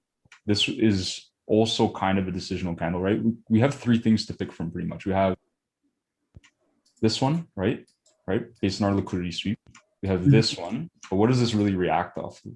Nothing. It kind of it's a range. This one's kind of messy, but this one's not a bad one. I mean, there's a reason I put the limit on it. I think it might work. And then there's this one, which reacted off of this, right? Pushed up and then broke structure down, right? And then we retested it and swept this like minor, like 1 minute liquidity as a result of it. Obviously we consolidated and then we eventually hit our 5 hour here, right? So it is definitely a riskier trade. And I think this is all like during New York, which is a lot harder to time than like Frankfurt or London Open. Because it's kind of unpredictable when like the volatility is going to kick in, right? It can happen anywhere from 7 a.m. to I'd say like even 11 a.m. Eastern Standard Time. So there's like pretty much a 3 or 4 or 5 hour window that can all happen, right? If we're looking at the sessions too.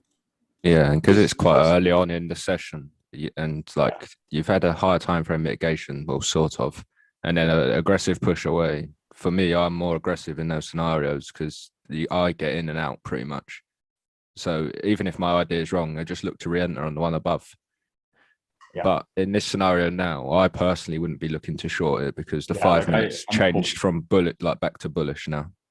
We'll see if it reacts, but I don't expect this is going to hold or anything. I think we're going to push. Thank you a lot for the explanation, and sorry about my English. No worries. You're all good. Now Nora wants to take the 11 a.m. long. Okay, let's do it. Oh, is it late in the day? If it is, that's really late in the day. That's the only thing. Yeah, I wouldn't take it. It's half past, or like it's half an hour to London close. So would you take that? So do you guys risk like 0.50 per like every trade, like even if you're long? Yep. 0.5. Because think of it this way: if you're on an FTMO account, again, it's account durability.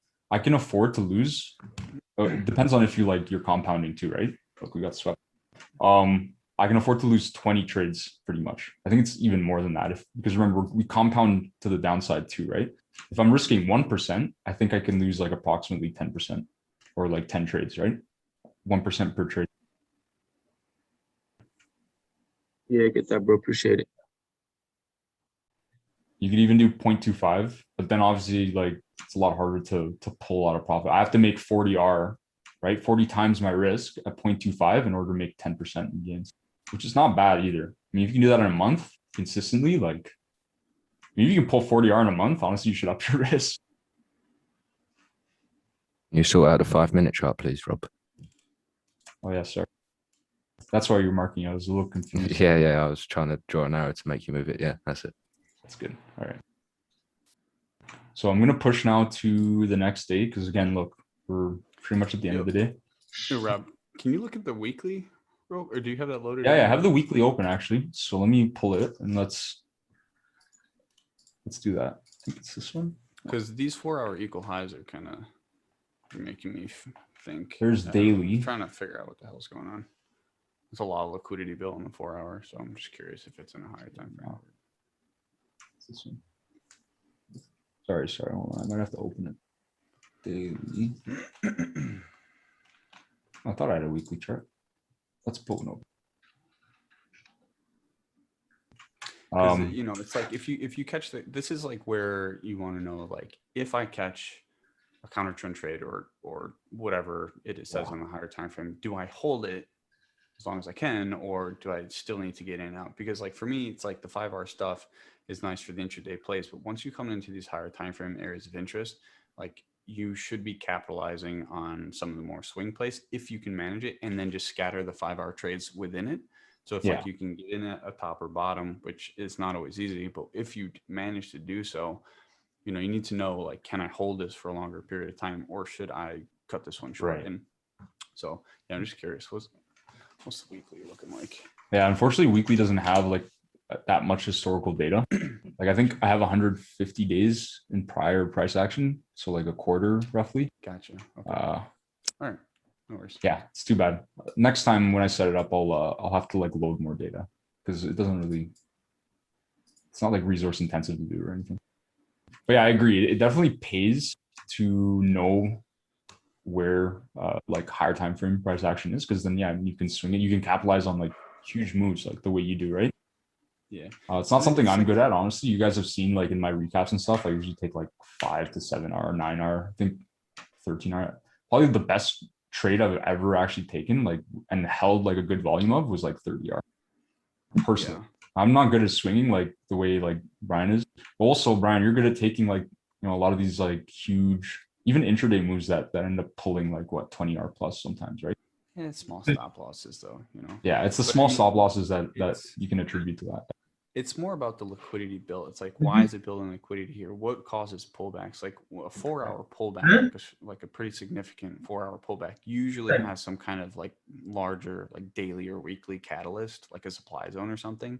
Yeah. So, you know, it depends on what happens here. It's obviously about to pull this liquidity, and it kind of depends on what breaks. Like it would be counter trend because we've been so bullish if we were to look for short, so we have to be aware of that as well. But it's like, do you want the 5-minute break, the 15-minute break, or like what's gonna be your kind of like you're kind of guiding whatever price action to get into like a longer term short if it presents itself? Yeah. So honestly, I would look for longs now. Here's the other way that you can kind of like approach this. Yeah, of course, this was again a sweep of liquidity, and we produced a reaction, right? Or sorry, we produced this reaction off of it, right? Again, this is counter trend. If we're looking at like the overall higher time frame like trend, we know this is, you know, really bullish on the 4-hour. But then on top of that, we've like weakened this high too, right? So I mean, again, like I'm happy to try and like take a short intraday based off of like bearish order flow. But if I see it starts like, you know, tapping it multiple times, we can also consider that this is liquidity and this is going to sweep and could push down, or that overall, like, you know, maybe we're reacting off of this is pushing up, and now we can look for longs off of this like STD flip zone on the 4-hour. So the fact that we ran and like pretty much ran all of that supply tells me that, like, again, the bears, or sorry, the bulls are back in control. So yeah, I agree. And I mean, I think the kind of key takeaway from like the discussion that we're having now for the people listening and stuff is that it's more about what you see. Trade what you see. Don't trade the bias, right? It can play either way at this point, right?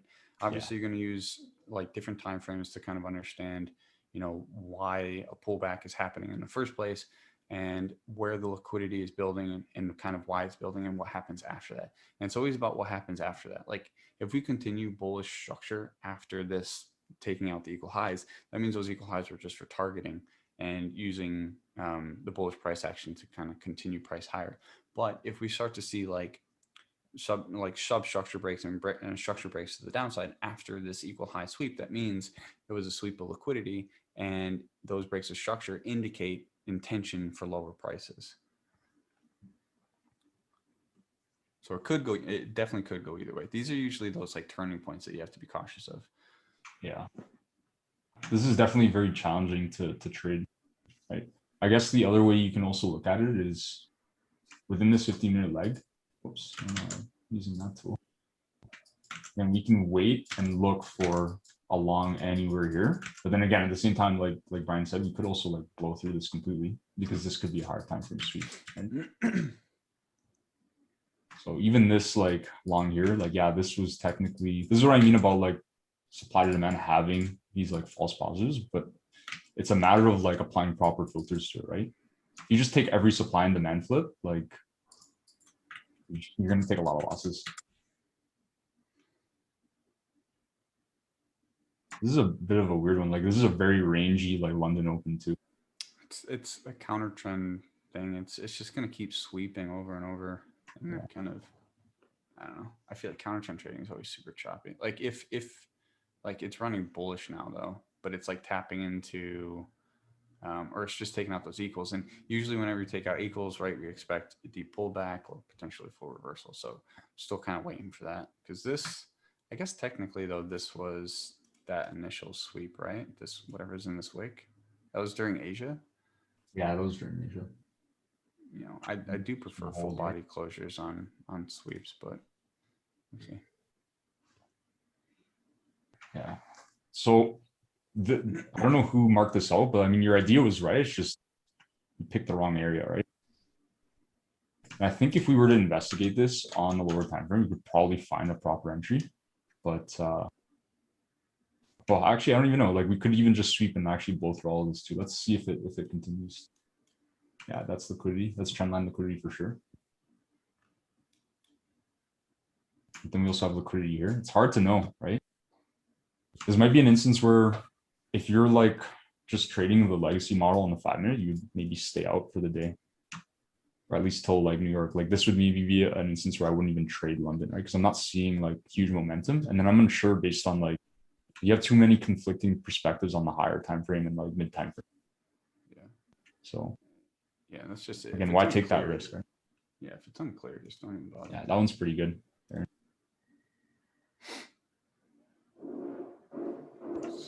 So okay, let's see if we can get bearish order flow off of this, because here's one of those models, right? Yeah. Liquidity, right? Yep. Sweep, push, we broke structure, we retested it, right? The extreme here. And then I'm guessing this reacted to, yeah, this reacted to a very, very like subtle, small rally-based rally on the 1 minute, right? So I'll mark it out so you guys can see it. This is essentially a double confirmation entry as well. Yeah. So see this wick here, right? Is this rally-based rally? Push down. What broke this structural low on the 1 minute? This did, right? So let's look to take the whole 5 minute. Let's see if we can pull 5R on that. Just cover this high again. Do 4.5 pips. It's huge, but it doesn't tap up.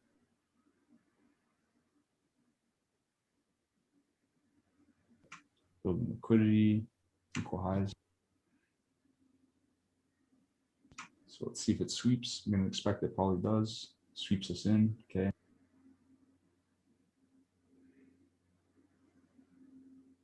There we go. 1R.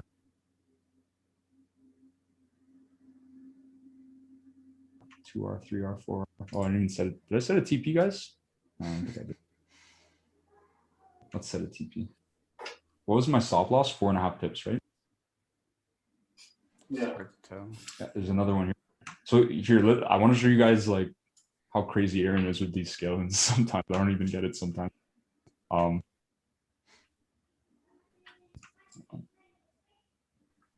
somebody calculate what 4.5 times 3 or times 5? Sorry, I'll just do it. 22.5. That's 5 right there. Okay. And then let's take an Aaron scaling. How big of a stop loss you want, Aaron? 2.5? No, I would have already scaled in. So the entry Oh, would have been on here, this. right? Yeah, yeah. So we'll rewind for you. It's fine. That means you're gonna have to set your take profit again, by the It's okay. It's okay. way. Sorry. Not a big deal. But yeah, this is another STD flip zone, right, guys? There is our demand that gets run, right? Break structure here, and then this is what caused it, right? This newly formed supply zone. So we'll set a sell limit. Again, I'm gonna be like pretty like wide about it. Let's give it 3 pips. Because the way I trade quite aggressively with, I look at the 5 minute mostly and the 15. If once a 5 minute starts committing, then I use that as my gauge.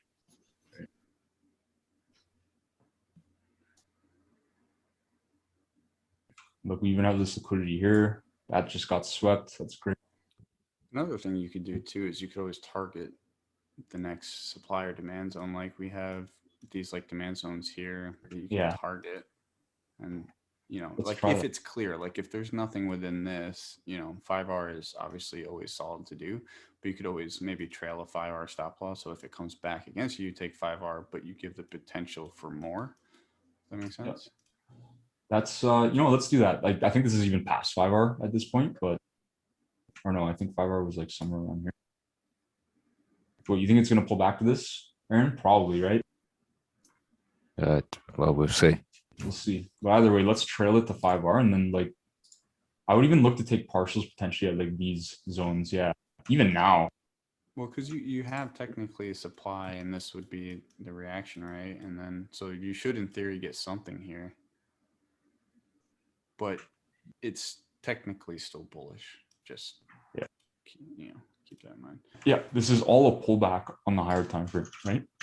Like if you guys got to pay attention to the context. This is why it's important to look at the higher time frame. Otherwise, you're going to get caught into thinking like, oh, look, we're really just like bearish. Let's continue to look for shorts when really like we could react bullish off of this or any one of these like zones in this leg pretty much. Yeah, I mean, after the sweep of equals, if we get like a well, we got the 5 minute break, but yeah, this isn't. We like even got the structure. 15-minute break, right? If we break this, I would. Then we can look for major like If it breaks this, because I actually have to run soon. If it breaks this, just short it for me and just hold it. Okay. just try one swing position in your life. Just try it. We'll do it. I'm up for that. Yeah, I think we'll just run this for another half hour because normally I like to do like just so you guys know moving forward, we're gonna do like these 2-hour sessions. So we can account for like, you know, the questions and stuff too, and we can pull like, and we only did like 2 days of price action on this. So next time we'll run through price a little bit faster, but since this was the first session, figured you guys would have questions, and I wasn't expecting Brian and Aaron to come in here, so appreciate you guys coming to it. Sorry if we hijacked anything. Yeah, that's what I was just thinking. All good. I gotta go soon anyways, but happy you guys joined.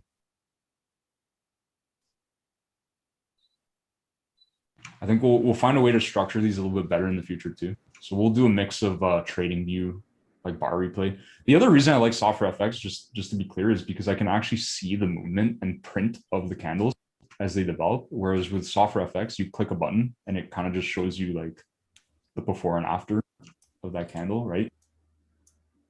Yeah, let's look for a short. So we're in New York now. Let's move back a bit. We also built liquidity here, right? So if I were like looking at the chart.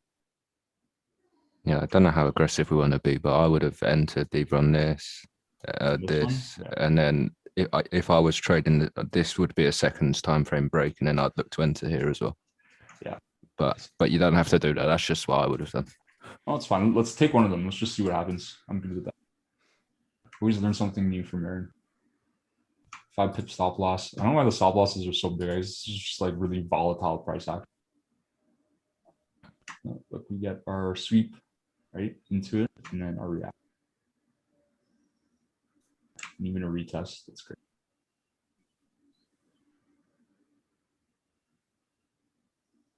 So remember, guys, this is all based off of the 4-hour sweep 5-minute breaker structure, like up here, 15-minute break. So we're looking for continuation short.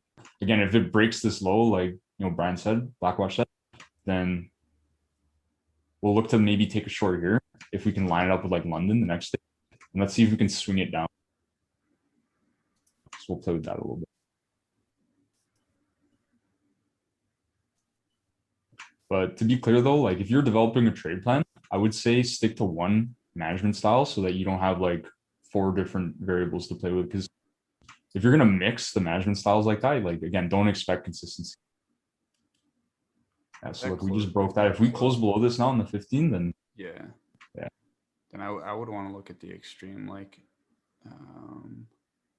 yeah, probably Again- probably in this area.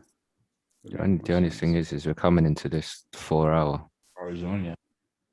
Is there? Oh, It's yeah. it's a massive 4-hour wick. Yeah.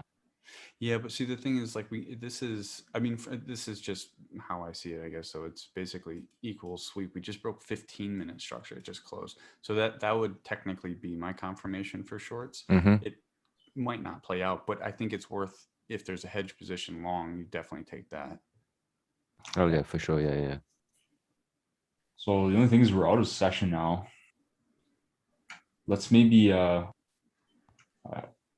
ideally we would have like closed this out, this short, because this one's so aggressive too, right? We're like in the middle of the overall leg where we took this. So let's pull Because back. we'll be expecting a pullback now. Yeah. So I'm gonna just close it like a little bit higher up, just based on the time, right? So right at London close, whatever, we'll exit. I don't know what we pulled out of that. What did we pull? About 6R, right? That's pretty good. And then, yeah, let's look for more shorts now, because again, we broke 15-minute structure. We can look within this previous leg for shorts, but we'll wait till London. Even honestly up to this extreme, right? Let's see. Mm-hmm. Yeah, I always trade. Because you can view this as all one leg too, right? Even though it's a drop-based drop, like, right? Yeah, like Brian said, I'd be looking up here anyway, like just based off the 4-hour thing. Because it would be a, I mean, again, this is Wyckoff. You don't have to trade Wyckoff, but it would be a UTED and then a test into that UTED technically, because it'd be sweeping out that liquidity. Whoa. Sorry. I was just skipping. So it looks like it actually happened in Asia, which is too bad. I wouldn't have traded it, but for those of you that trade Asia, then there's definitely a trade. Blackwatch would have taken it. I would have taken it. Okay, so let's take it. What time is this? This is like what happens during spread hours, I think. And if it happens during spread hours, then no, I wouldn't have taken it. No, but what about the retest? You take that? Like, Oh no, wait, does it happen? No, it doesn't happen during spread hours. Sorry, I'm wrong. This is good, right? What's this on the wick? Because I like to be ridiculous and trade something lower than. Yeah, so let's analyze it on the 5-minute. It isn't. Look, we have this liquidity here, right? And we definitely have liquidity here. I think this is like easier to spot, but then this is like potentially you get faked out by this, right? This wicks over this, right? We build more liquidity here, and then yeah, we would take this. The only thing I would be cautious of is these equal highs here. But if we kind of understand what's happening, like we took out the liquidity, so technically these should be protected highs and liquidity for later. So I would still put an entry here, but understand that we might take this out and I might take a loss. That's kind of how I would view it. Let's see if it does the 50%. The other way that I'm looking at this too, just like looking at the 5-minute, I see this as, obviously this is our sweep, whatever. We push, we create a drop-based drop, break structure here, right? Mm-hmm. So this isn't an S to D zone, but it's just basically a mitigation, right? And then I'm trying to take another mitigation. Yeah, no, this is the last unmitigated area. Yeah, exactly. Does that make sense to people though? In the chat. Yeah, comment in the chat if that all makes sense to you guys. Can I answer truthfully? What's the stop loss on this? I don't know. 3 pips or All something. right. So Oh wait, why don't I just this, measure so it? this is always a nice thing, guys, to see is when it builds equals just before a potential entry, because it's Right just here? more liquidity. That's a 4 pip stop. Yeah. Okay, nice. That's good. But yeah, see, Alright. I mean, you can see it even better on the 1 minute, right? The fact that I can Oh. see it on the 5 minute too, that's like pretty nice. I don't even have to go on the 1 minute to see it. Oh yeah, right here. So here's the liquidity and there's the sweep. Yeah. Right? So we're just looking for this pattern over and over and over, and ideally like the breaker structure too. Right? Yeah, like my primary entry model is like what Brandon was showing earlier is, or was showing earlier is like when you have these equal highs, sweep, and then a break of structure, you want that retest either into the potential like flip zone or potentially the extreme itself. But these two areas right here are what I'd be looking at every time. Exactly. I think we've already hit like 7R on that. Swing it, man. We did because we took out 4-hour equals and we broke 15-minute structure. Just hold this thing. Let him fly. So now you want to keep looking, like for me, my directional bias at this point would be bearish, like overall, like longer term. So I would just look for pro trend short trades. That confirmation by this 15-minute break. That's just right here. This closed below this previous swing low. Like that's a pretty like major breaker structure. Yeah. Hey guys, I got a question. Sure. What's up, man? So after that breaker structure, which is that when you would be expecting the full reversal, not after the sub BOS that was in the 15-minute? Like this 15-minute break right here, Sure, like the swing leg. Hold on, give me a second. I'll annotate it. I think he's talking about up here, right? Yeah, right there. Oh, that. I mean, it could be seen as that. It plays out either way, right? Because this is the origin of that break, and then this also is that. I just prefer to trade with more like structure. So like this for me is just one bullish leg. Okay. This is just messy. Yeah, because I would have thought they would reverse right here. Where? Right here. Like after this broke, I thought they were gonna reverse right here and then off of this. but I guess right? Yeah. Well, the thing is, we did from an intraday perspective. Remember, right? Like this happened during I think New York, so we could capitalize an easy. I think we pulled like 6. Oh, like as a continuation in here. Mm-hmm. Oh, okay. I see. So like from an intraday perspective, yeah, like you did get it, but then look, if we're looking like again, the way that Blackwatch is looking at it, this is an entire leg. Price can pull back to any point in this leg, right? It can pull back here and continue, or can do this, right? It all depends on like where institutions want to fill their bags. Obviously, they want it at a better price, right? So if we start seeing liquidity build like this, and then liquidity, right before entry, which I showed you before on the 1 minute, is like really clear. See here, then that to us is a really nice like indication that when that happens, can you look for a confirmation entry in there though, or like would the confirmation entry be like this overall like leg? You're waiting for the entry in there, like, and you put a limit. So you can try to. So you're talking about for this particular trade here? Yeah, right there. Right now. So you can, but the thing is, right, is either you're going to be trying to take like a decision or whatever. This usually lines up more with like obviously like higher volatility sessions. In this case, like this is, we know this is in Asia, right? So yeah, like you can, but the thing is, because like, look, you get our breaker structure here, which is like one thing I always look for. Mitigate something to the left, right? Sweep this liquidity. So yeah, you could look somewhere within this leg, either at the extreme or like a decisional here. Potentially you could get like a confirmation entry there, right? But not a low chance, but like there is a chance you're not going to get tagged in. Like this is one of those instances where you don't get tagged into the extreme. I think there might have been a decision. This was the retest. Like, so like this is kind of like if you're looking at the schematic itself, like you have that sweep. Let's say this is the 4-hour, which we kind of got. We got that 15-minute break of structure. A lot of times because price is so fractal, what you get before the actual entries, you get the model almost playing out again. Yeah, but the issue is you don't get that retest. You have to take that. You have to take it from there. This is a good confirmation for like the lower time frame to see if that level might be valid. You could like also, like Rob said, is like once you get that confirmation that price reacted and then you got that break of structure, look for entry along the way. Like this, you could wait for this confirmation too. Yeah. Oh, okay. Well, really, I'm just not sure which one would be safer. That's why. Yeah, no, that makes Yeah. sense. I mean, I would say even this is this, the top, so this even like again from the, I'm saying this from an intraday perspective, right? This entry that we got here, this short, this is all again predicated on we get our sweep and then we're getting like a retest here, right? Where we're like Mhm. sweeping and liquidity into it. So like in theory, this is also a confirmation entry. And technically this, based on this whole thing playing out, is a double confirmation entry or just another confirmation entry. And then if you want a double confirmation or a triple confirmation entry, you would try to like whatever, take the extreme or decisional on that, right? As a further continuation. So I think that makes Appreciate it, sense. guys. Appreciate it. hey Rob, are there any like on the 5 or the 15, like in previous like bearish structure, like now that we're coming again or bullish structure, like are there any equals or anything like that? Oh, let's see. Because that's typically where I look to like manage trades.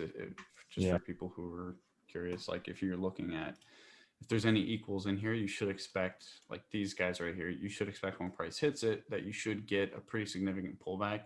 It shouldn't reverse because the direction is now this, but you should get like a pullback from these levels. And it's a really good level to either take partials or potentially look for potential scale-ins. Yeah. There's equals here too. So they're kind of stacking up. But Yeah, you should get pretty strong there are. reactions from those areas. So that's a good point. I personally, like I've made this mistake a lot where I'll think that because there are equals to target, that price is not going to like move in the opposite direction, that it's just going to keep blowing through it. So that's kind of like a good learning point, I think, from this. Like Blackwatch said, expect a sweep and then a pullback anytime you see those equal lows. So let's see if we actually get that on these. And then, like you said, in that pullback, we can look for more continuation shorts. Again, all based off of our higher time frame analysis and the fact that we broke 15-minute structure, right? This swing low here. Look for continuation short. I think during London there probably was, but like whatever. We're in this nice like swing. Let's see if we can catch a scale. Where would your stop loss be right now, though? This stop loss is 4 pips. Where would you put it though? Like, would you move it or would you just be? We're just gonna leave it open for now. I mean, you could set it break even. It's fine.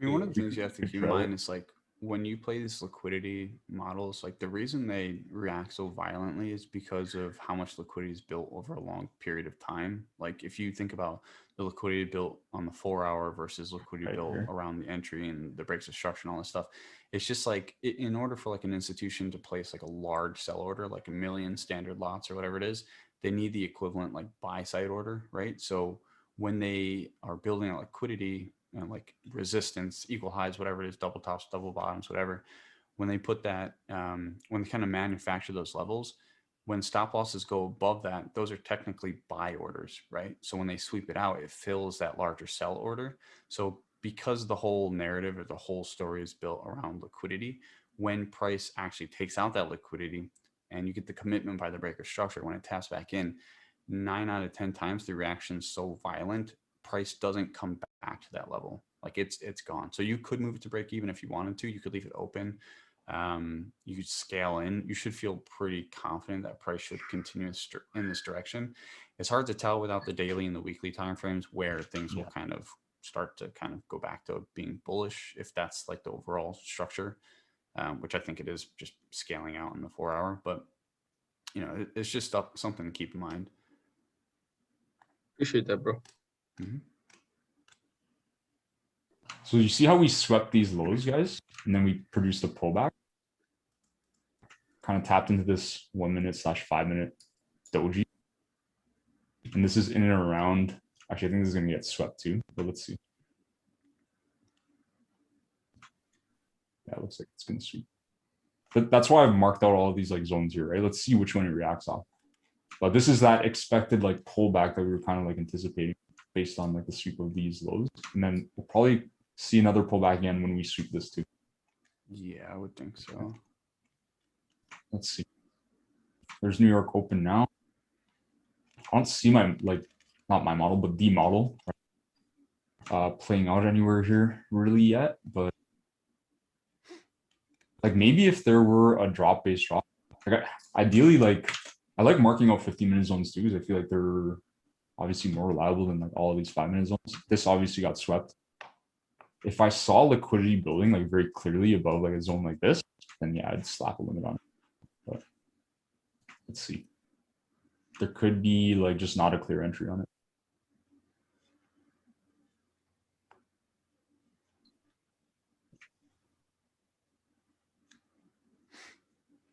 Again, we're looking for shorts, right? Because we suck liquidity, expected this pullback. We're bearish over, we even closed bearish on the 4 hour below this previous swing low on the 4 hour. So let's see. We're gonna keep So holding. because you were expecting a pullback, would you not look to hedge it into the discount of this leg? Yeah, I mean, we definitely could hedge it. Okay. Yeah, there's nothing wrong with that. But again, you know, hedging is another like form of trade management. If you're new to trading and you're like still trading in demo and stuff, like I would say maybe avoid hedging for now. It's a bit of like an advanced skill in that, at least for me, and I think for most people, like it can result in over trading. So be very careful with it. It's kind of like it's a double-edged sword, right? Like, yeah, it's good for like mitigating like risk in a trade when you're getting like a counter trend move, but if you're gonna like take every supply and demand zone and like kind of like in hindsight say, or like have like whatever confirmation bias about it, say, oh, I'm just trying to hedge my risk, you'll end up getting whipsawed too. So just be careful. Cool, makes sense. The whole point of hedges is like you got to be conservative, just as you would with like, you know, your actual with trend entry. Like you could long off of this, but like who knows if it's going to play out. I think actually we got a potential scale in here. See how this reacted off of this, right? Push. I could definitely see that. Yeah.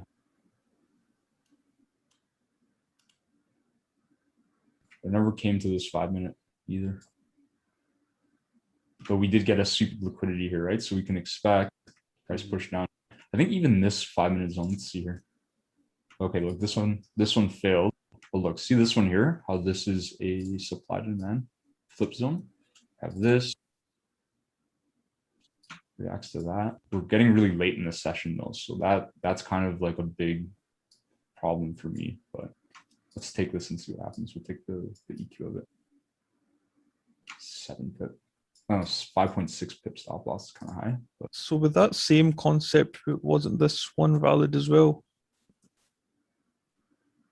it was, but look where we are in the perspective of like discount and premium, right? If we even just look at like this leg or the range, you see where this is? This isn't the discount of a sell. You don't really want to take that. So yeah, it was kind of valid, but then like if you apply a filter, then probably keep you out of it, right? This is one of those instances like where I'm saying like, again, the false positives, there's a lot of them unless you have those filters and like you have like a good plan for them, right? Otherwise, on the 1 minute, I could tell you like there's probably like 5 S&D flip zones or more, like maybe 10 within this entire range, right? Like longs and shorts. So hedges, everything. Rob, would you consider the sweep here on this 1 minute, or is my annotate tool? Would you consider this sweep this mitigated? Let's see. Yeah, because it might come up to that, right? Yeah. Do you prefer the EQ as a mitigation? I'm just asking. I'm just curious. So sorry, you talking about the 5 minute? Well, just in general, do you, for something to be mitigated to, do you okay, qualify so that for EQ or? It's a good question. For the 4 hour, no. For like lower time frame, yeah, like 1 minute, like I'll count the wick, or honestly like the body, it tapping to the body. Even with the 5 minute, honestly, I would say no. I don't really like care for it to hit the EQ. But on the 1 minute, it gets a little bit hairier, right? Because like things retest sometimes, right? So I think ideally the body, you want the body to get tapped on the 1 minute. But 5 minute, what do you think? I personal preference, like EQ is nice, but it's like you said, in the 4 hour, no, I don't need the EQ tapped. It's just if there's like a 4 hour zone, price could just hit it by a hair, and then I'd be good to short it, you know, if it runs bearish. But on the lower time frames, I think I like EQs. I don't know. I'm still kind of messing with this, to be honest. I'm kind of inconsistent. Yeah. In what I choose. So just curious what you're thinking. Yeah, definitely not for the 4 hour, because I know remember, like I used to like wait for 4 hour EQs and like Yeah. doesn't always tap into the 4 hour EQ, right? Yeah. I always tell people as long as it comes within like 10 to 15% of a 4 hour zone, then like I'll consider that. So I think the reason this one didn't work out, just so you guys know, is because like session time, right? Look how close we were to spread hours. We were like literally an hour to London close. So I don't think that would be like what, 10 or 11 a.m. Eastern. I wouldn't take that, but took it so we can throw some losses in here too. I think overall our strike rate is really high though, because we've been like rewinding and stuff. Let's see if we can still try and call potentially where this pullback's going to stop. Might be this. Somebody mark something here. Where did you mark it? You can slap a limit on it if you want. I think he marked it up here. Okay, yeah, this one. Could come to either, right? We don't know. This is also like, I would say trendline liquidity to a degree, not too, right? Where are people like trailing their stops, or institutions trailing their stops? Probably at this level, this level. Yeah. If they were in a short, from here or whatever, they're covering all the highs, right, to secure profit. Here, let's push to the next day. Let's see. See how we just took out these equals and we get that pullback again? It's the same thing every single time. Every time you get equals, you should expect a deep pullback. And then from there, look for potentially a scaling. Yeah, I mean, if we're in a nice trade, there's probably a trade right here, just based on that. It looks like there is. So, okay, let's try to be realistic with it. Let's see if we can catch the continuation short now from here, or potentially we're going to get swept. And that's okay too. Then we can just take like the next thing, right? See this trend line liquidity. But I know for me, I wouldn't even be like, I'd be half awake right now if I were up for London. So let's see if we can try and capture the move. See, we're kind of swept that. That's a very subtle sweep. Definitely does look like a monster shit.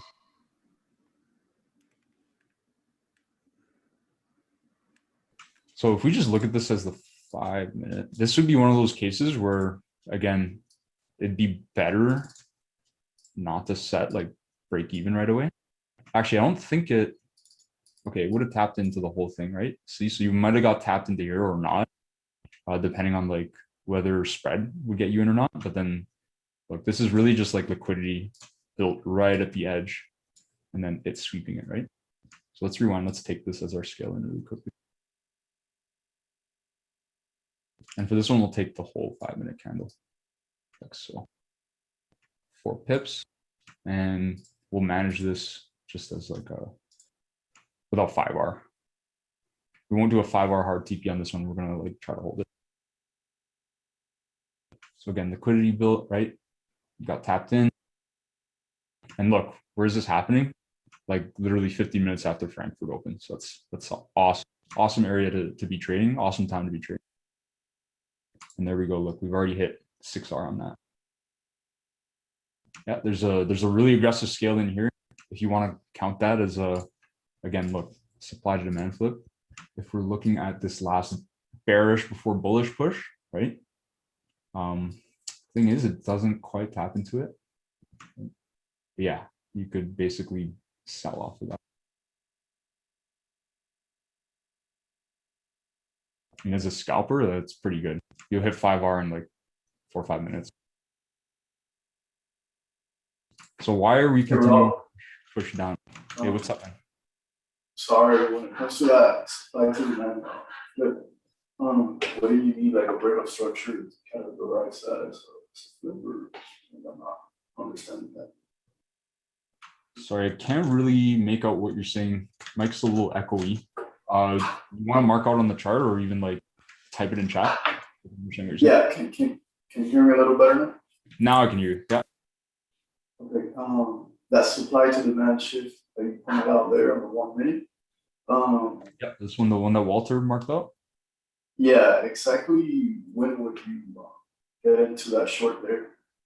Would you wait for that breakup structure before getting in? So in this particular case, yeah, like this one's really aggressive for me. I personally wouldn't take this because ideally I'd like to see like this low break. I want to see it get run, right? So yeah, this would be the more ideal one for me. But even then, like look how far we pushed off from it now. And look, we've built all these like drop base drops. We've basically made a bunch of supply zones on the way down, right? I don't know if this one maybe reacted to something to the left. It's very possible. I mean, it's very likely that it did. Same with this one, but I mean, yeah, Walter, I don't know. Do you want to explain like why you would enter that one? I don't even know why you would enter that, to be honest. That one's a little bit like too aggressive for me. I see that we like technically here's the thing. I guess the way that he was looking at it or the way that he sees it is because we broke this like very minor 1 minute low, but this one here, right? So look, we reacted and then we broke and closed below this previous low, right? Okay, yeah. So I think that's what he was looking at, and then you would take the short off of it. So it's kind of like that. But a little bit aggressive for me. It's not enough of a strong break for me, right? I'd rather see it like fully run this rather than just like me too, because that second break of structure under 1 minute would just seem to me maybe like a tapping into that little E candle. So I'm just observing here, like, see how we're now like sweeping liquidity again. Anytime we see these impulsive moves, like expect a pullback too, right? Like we've swept all this major, like this would be higher time frame liquidity too. I think if I were to, oh, that's what this is here, right? It's a little bit more subtle on the 4 hour. I think on the 1 hour, you'd be able to see it, right? Equal lows, we've swept it. We've also swept this. So we can anticipate again, because we're pushing so bearish and so impulsively that we're going to get a pullback for a couple of reasons, because we swept liquidity and because price can't keep on continuing in one direction forever. So price gets like moves get exhausted at every point, right? Yeah, and this is a 4 hour zone. So you know what? This is where I'd probably start to look to take like partial profits on a couple of these trades. We'll start closing like, I don't know, let's close half of each of these, whatever. But we'll hold it for Blackwash to see how far it actually goes. I think, did I take partial on this one? I can't remember. All right, we'll take a little bit. Might as well pay ourselves, right? Equity. I like that idea. What's that? I like that idea of paying yourself. Yeah, exactly. I mean, that's the whole idea behind the 5 hour thing, right? Especially for like whether you're a beginner trader or not, like you're locking in profits, paying yourself.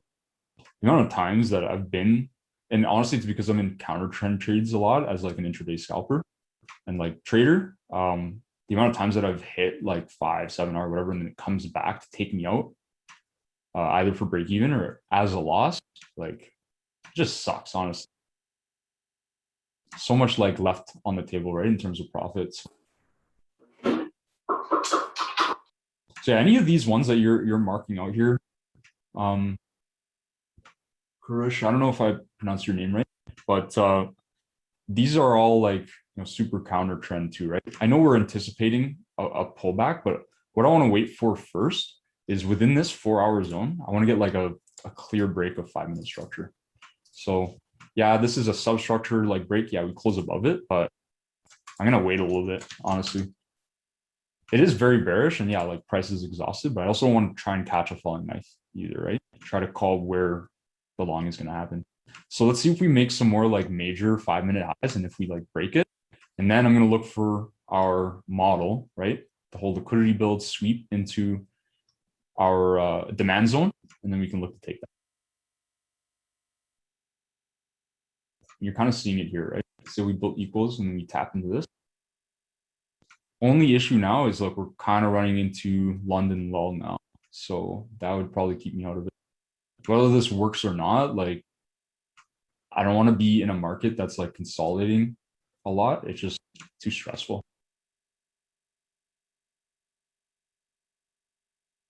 I'm just hoping it works, right? Rather than like, you know, there's high probability of it moving toward my 5 RTP or whatever in a shorter period of time when we're in a more volatile area of like the session, whether it's London kill zone or New York. Yeah, that's a nice wick that broke the structure there on the 5 minute. Which one? reacted a little bit, and then it melted. Yeah, so like this one's not bad. I totally agree. But you're talking about this liquidity that we built, right? And this wick. Let me draw it. You're talking about this one? Yeah. Oh, I see. For sure. It tapped into it really quick and gave like a good maybe like 2, 3, 4 hour. And then just melted.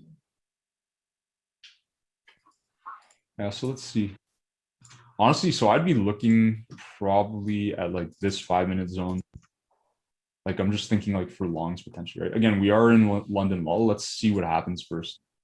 I'm gonna pretend that I'm asleep at this time, right? Well, let's see. Yeah, I mean, this could produce a reaction too, right? Anything, like you can react to anything in this like overall leg too. We don't know how far the pullback's gonna happen. Okay, it looks like it swept it. It's okay. But do you guys see why I'm interested in this zone if it lines up with New York? Look, liquidity, sweep. This sweep mitigates something to the left, right? It's clear on the 5-minute. This is again obviously a counter trend like hedge, but at the same time, right, like based off of the fact that we're overall like expectational over order flow, we're bearish, right? Look, we're reacting again. We're trying to like maybe take a reaction off this 4 hour. There's definitely a couple like maybe longs that you could have taken, I think, here in London. But then I don't know, looks like a pullback. If we're looking at like effort, look at all of this. Big impulsive move down, very corrective on the way up. It's taking us like a ton of time. Oh, looks like they're speaking right now. It's high impact news. Oh, is there impact? Oh yeah, there you go. Well, that's another reason you might want to. Let's just close these. Yeah. Probably should have been out of those anyways, or we took like half off on those. It's fine. But yeah, see, like, gotta pay attention to these. Ideally, you should be checking for news like every day before you start trading. Be aware of like when and what is going to happen. That's high impact news. Doesn't matter if it's CPI, of like any Fed chair speech. If Powell's talking, like expect price to get volatile. Yeah, I always do that just because of FTMO. I trade for FTMO. Yeah. You don't want your account getting canceled, you know? Yeah, and especially like anything that's obviously like restricted news, like you shouldn't be trading that. Because even if you hit TP on a restricted news event, like you're gonna blow your account, right? That's exactly what I'm not. Yeah, that's why I'm always checking the news. Or you can be if you're feeling kind of crazy, you can pull the stop loss off and the TP off if you guys want to do it that way. That's pretty it's crazy. not something I would do, right? I wouldn't take my chances blowing up my FTMO account. Yeah, no, I like listen, I wouldn't do it That'd either. be crazy. It's not worth it. I know somebody who did it though. Yeah, I'm I sure won't that, name man. What news is like ideal to avoid though? Like this FOMC, NFP. Anything high impact. So if you guys go to, I like using Forex Factory. Doesn't matter what Yeah. site you use, but you can filter by medium and low and high. So I'll just filter the high impact and like I'll do it for whatever currencies that I'm trading actively, whatever's in my pairs, right? In my case, it's $0. But even honestly, I'll look at any major high impact news. Doesn't matter what currency it is, because again, they all like kind of like correlate with each other. If you guys know how the Forex market works, they're all like interconnected, right? There's a great video and resources on that. It's like, I would say like a primer that kind of explains how every pair is connected, because they're all connected through supply and demand, right? So if one currency like shrinks in supply, that's going to affect, like as a result of that, it's going to affect pretty much every pair's supply or demand too, right? They're all interconnected in that sense. It's kind of like triangular. If that makes sense. If you look at the news, everybody's speaking there. Biden speaking, Powell speaking. Yeah. Oh yeah, for this, yeah. This Some of was, them can be good volume though. I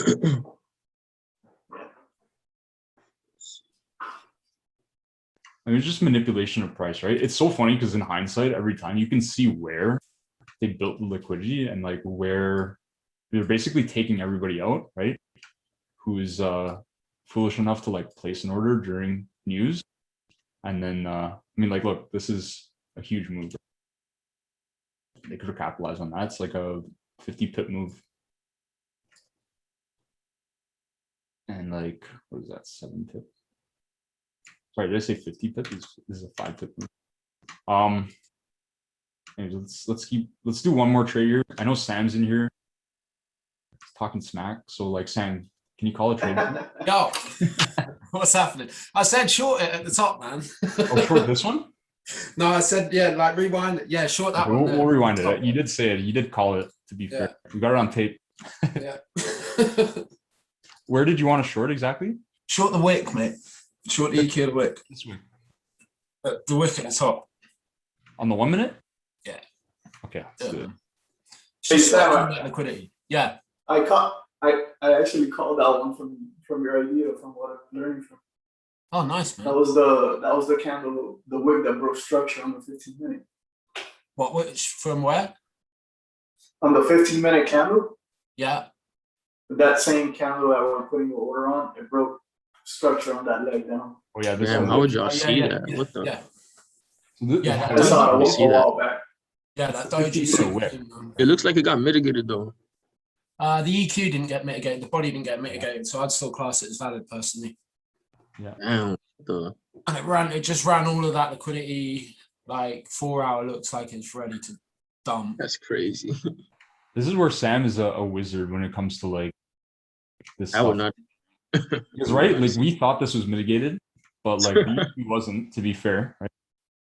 Again, for the 4 hour, I don't care if it hits the EQ or not. 10 to 15% or more. I mean, it could mitigate the whole thing. It could even wick it a little bit as long as it doesn't close on the 4 hour. Yeah. Then I can expect the reaction. But yeah, 15-minute like makes sense. 1 minute, you can take the EQs of it if you're like crazy, or if you're like Sam, you know, the wick EQ. Yeah. I mean, look, it's working really well. Look, what is this, 20 hour? Yeah, that'll make that'll run. We can't annotate, can we? That'll take out that load. No, we can annotate. Oh, we can annotate. Yeah, honestly, you guys, I just want to say, like, everybody has been very respectful in terms of your annotation, so I appreciate that. So thanks for being. Why are we not looking to long it here? Because 4 hour just looks like it's melty, mate. Like there's two massive signs of weakness there. It's like pretty weak, breaking right? structure. Just run all of those equal highs. This low looks really, really weak. Like the way it's formed is awful.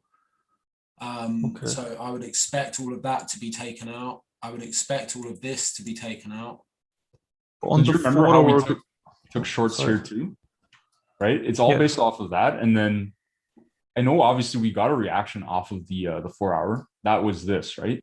So we could have looked for intraday longs. There is a 5 hour in here for sure, right? Yeah, there's definitely some longs in that move up. It looks like here looks like it reacted or something nice. Let's see how we close below this previous low too. Expectationally, we expect this is gonna do this kind of thing, right? There's also extra confluence in the 4 hour short leg. It goes up to the 50% mark, more or less, to mitigate that. And then heading down. This one? Oh, that's a pullback, isn't it? So what if we would have been looking for it to return to the top? Like that's like not likely to happen.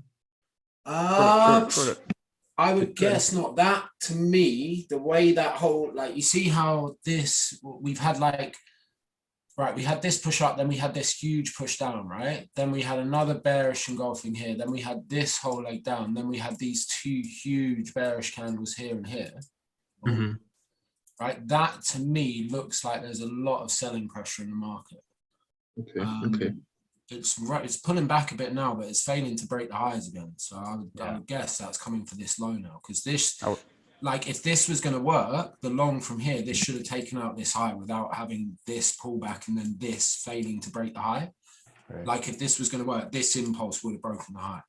I think, you know, you can never be certain, but yeah, I see that. Sam, do you want to hold this as a swing to the next day then? Can you full margin short this for me, please? Right now? Yes, like literally right now. Do it. What, short it? Yeah. Yeah, fully. Valid scaling, this is weak lows, man. Yeah. It's failing to break the highs. It makes complete sense, man. Okay. I'm gonna do it. Oh, because you look. You got the sweep of liquidity, right? And then you got your break of structure, your substructure break, and it's retesting back in. Yeah. Right. Yeah, sure. Right. So right here, market. I wish you didn't close my 4 hour short from him too. Yeah, that's gonna be a monster. Yeah, you can just hit it. Yeah, I did it. Okay, so we're market. Let's see. Well, wait. The stop. Where's your stop loss? It's too tight. Here. Oh, you're crazy. It's gonna I'll sweep be this. alright, I'll be It's alright, building I'll be equals. No, Alright. no. No, it's gonna sweep. I'm telling you. It's not what she'll take the line. I'm telling You're you, it's gonna fine, sweep fine. this. Everybody place your bets. I think you're fine, Brad. Be confident. I think you're good too. I think you're fine. I think you're fine. If it breaks that low, yeah, you're all good, mate. It won't come back now. It looked like it sweeped it with that little wick right there already. Yeah, that actually, to be fair, that little wick did take out the highest there. Oh yeah, you're right. I can't see it because the line's there. All right, we're good. We're good. Dang, that's crazy. We should do a little side bets thing, guys. I need to really zoom in on that detail because I wouldn't have seen that 15-minute doji. It keeps trying to break that. Yep, I would not have seen that. Yeah, the devil's in the detail, mate. All right, so I'm just gonna fast forward this a little bit. Let's see. We'll go at least to Asia the next day. Hopefully, we don't get swept. Please don't sweep. No, it won't. Got too much risk on the table here. Well, we get them both breaking. Like, I want to give a disclaimer. Like, please don't full margin on a trade. Like, you're just doing it for- I mean, that's pretty good. I guess this is why it's better not to try to pick a reversal, right? Because of all this happening. Yeah, well, now you just don't want to be getting in the way of this falling off, mate. Like, this is collapsing now. Wait, like, honestly, the best way now is to just wait for the pullbacks, like somewhere into potentially this 4 hour here. That looks pretty good, or something a little bit higher up, maybe on the 15-minute and here. Yeah. This. Yeah, the wick, right? Maybe, or something in here. Yeah, something. There'll be something on like the 10-minute in that wick. Or even the 5-minute, right? I think this is something that people need to pay more attention to. When you see wicks, I mean, this is really a pullback, right? You always, yeah. It doesn't close bullish, but like there's something here. Yeah, Just investigate like on the these lower wicks time. tell a story. All of this is like price rejecting stuff and interacting with each other, and that's what you want to see, right?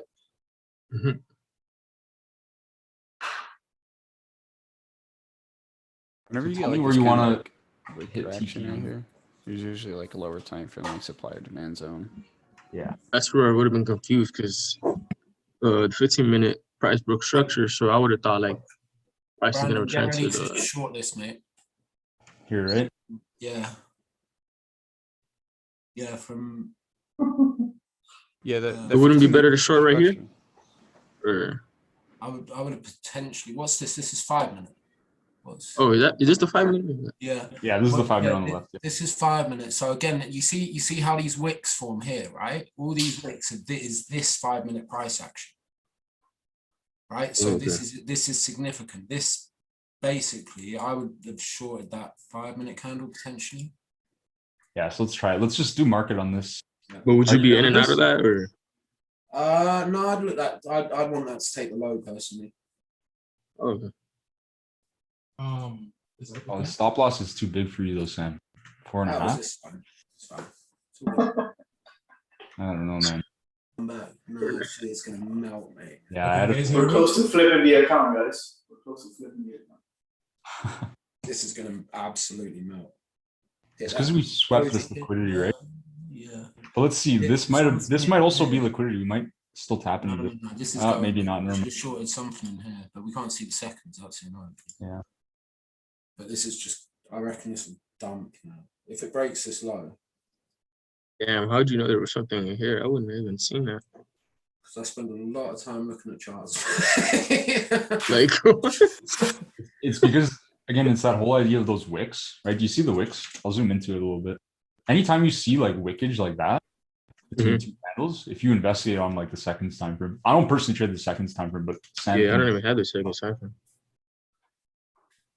Otherwise, I would trade it personally. So I just it's not my thing. Nothing really pulls back enough. Huh?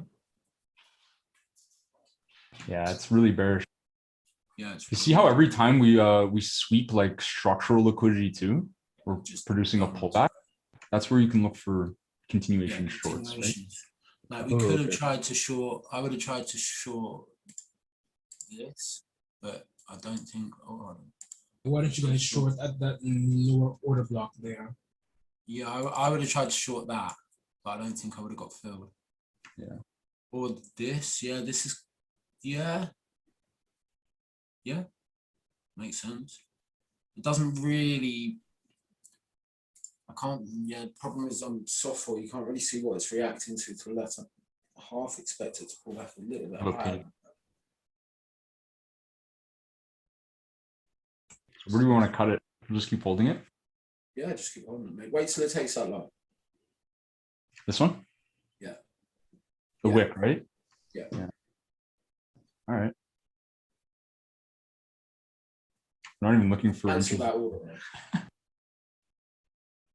Oh, this would have been another one, I think. Right, we're right at New York. See this wick? Yeah. Yeah. Okay, hold on. I don't think we have enough margin to even take any more trades, but let's try. Oh, really? Because that's pretty nice. Do you see the model again, guys? Like, it's clear on the 5 minute that we don't have like a supply zone to play off of. But this wick, again, if you investigate it, look, here it is, right? On the one. Oh, damn. Yeah, so I think Zoom you back can- a little bit so you can see it better. play that. Yeah. And this, I think, hold on. This might be a supply to demand flip zone too. Let's see. It looks Like like if I were to that. draw a line off of here, let's Yes. investigate to see what does this react to. Oh, look, demand Yeah, zone. there you go. Yeah, There you yeah, go. exactly. And then look, breaks it. So this is a very like good quality zone, and it's right at New York Open. It happens. So yeah, I'm gonna pull some on that like full margin short, so we can maybe. Hey, I have a question. Sorry. What's up? Why didn't you guys annotate at here? I mean, trade from here. That point, rather than this one. Because this is liquidity. Though there was liquidity here, I see like where the confusion is. I think this might have been out of session, but I don't know for sure. So if it was, it would have been valid. Kinda not. I don't love. Yeah. Yeah, I don't like it either. Yeah, don't diddle in the middle, right? Okay, look here. This is what I want you to pay attention to. Tell me where the premium and discount is if I mark out this entire leg. This is a 15-minute leg, right? By the way. Yep. See this 15-minute leg? Where are we? Right, we're in the discount of a short. We don't want to be doing that. At least this is at the equilibrium, right? Or higher. So we would look anywhere here, ideally. That's a really good filter to apply because again, we don't know when price is exhausted. We don't know when it's going to pull back, right? We're not trying to anticipate. We're just trying to play like reactions that are higher probability, right? Okay. So that's what would keep us out of that one. Yeah. All right. Clear. Thank you. Yeah, no worries. Okay, so actually, sorry guys, I'm just gonna quickly again, this will be like probably the last trade because we're running over like 2 hours now here. Just fine. I don't mind like running it a little bit longer and just my throat kind of hurts. Let's close big chunk of this so we have some margin to play with here. I'll do even more. It's just too ridiculous. And we can take this with go back to 0.5%. We'll be a little bit more realistic about pull these limits and set our limit at our flip zone. Demand to supply, right? Remember we investigated this with like the turquoise line and it tapped into a demand zone to the left, right? Popped up, broke structure. We built liquidity here, right? Even though that liquidity was very close to it, I don't think we ever actually tapped into the 1 minute until here.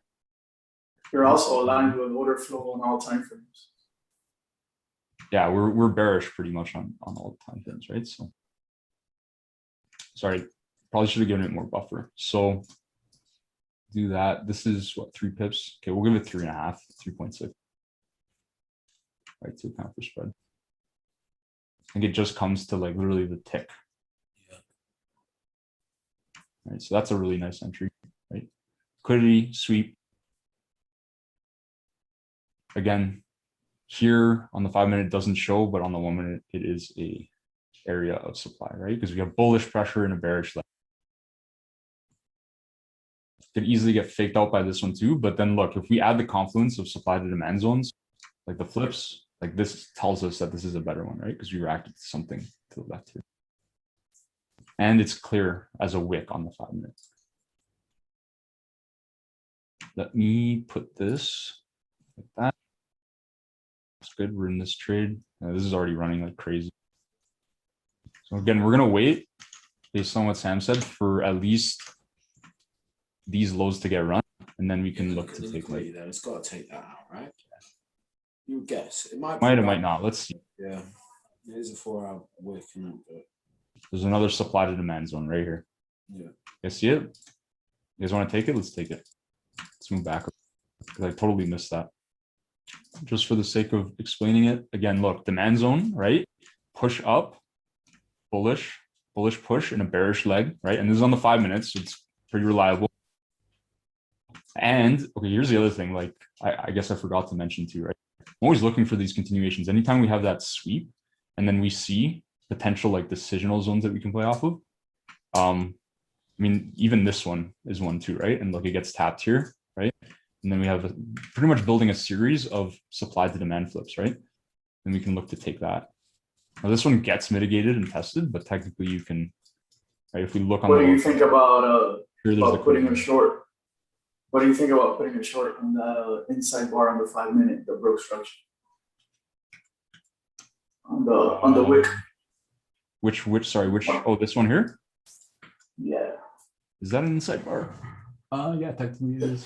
It doesn't violate the low. Yeah. Okay, let's do it.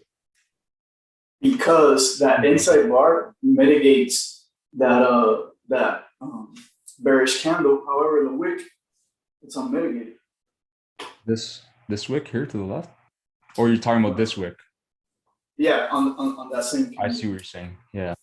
Yeah, I don't think it's a bad idea to look at it that way. The other way I think you could look at it, Sam, tell me if I'm wrong on this. You know better than me. This wick we can also view as a demand zone, right? Yeah, on the I lower guess time frame. that's something in here, right? That's like this. Yeah. So Well, here, really- let's actually investigate on the low end really quickly.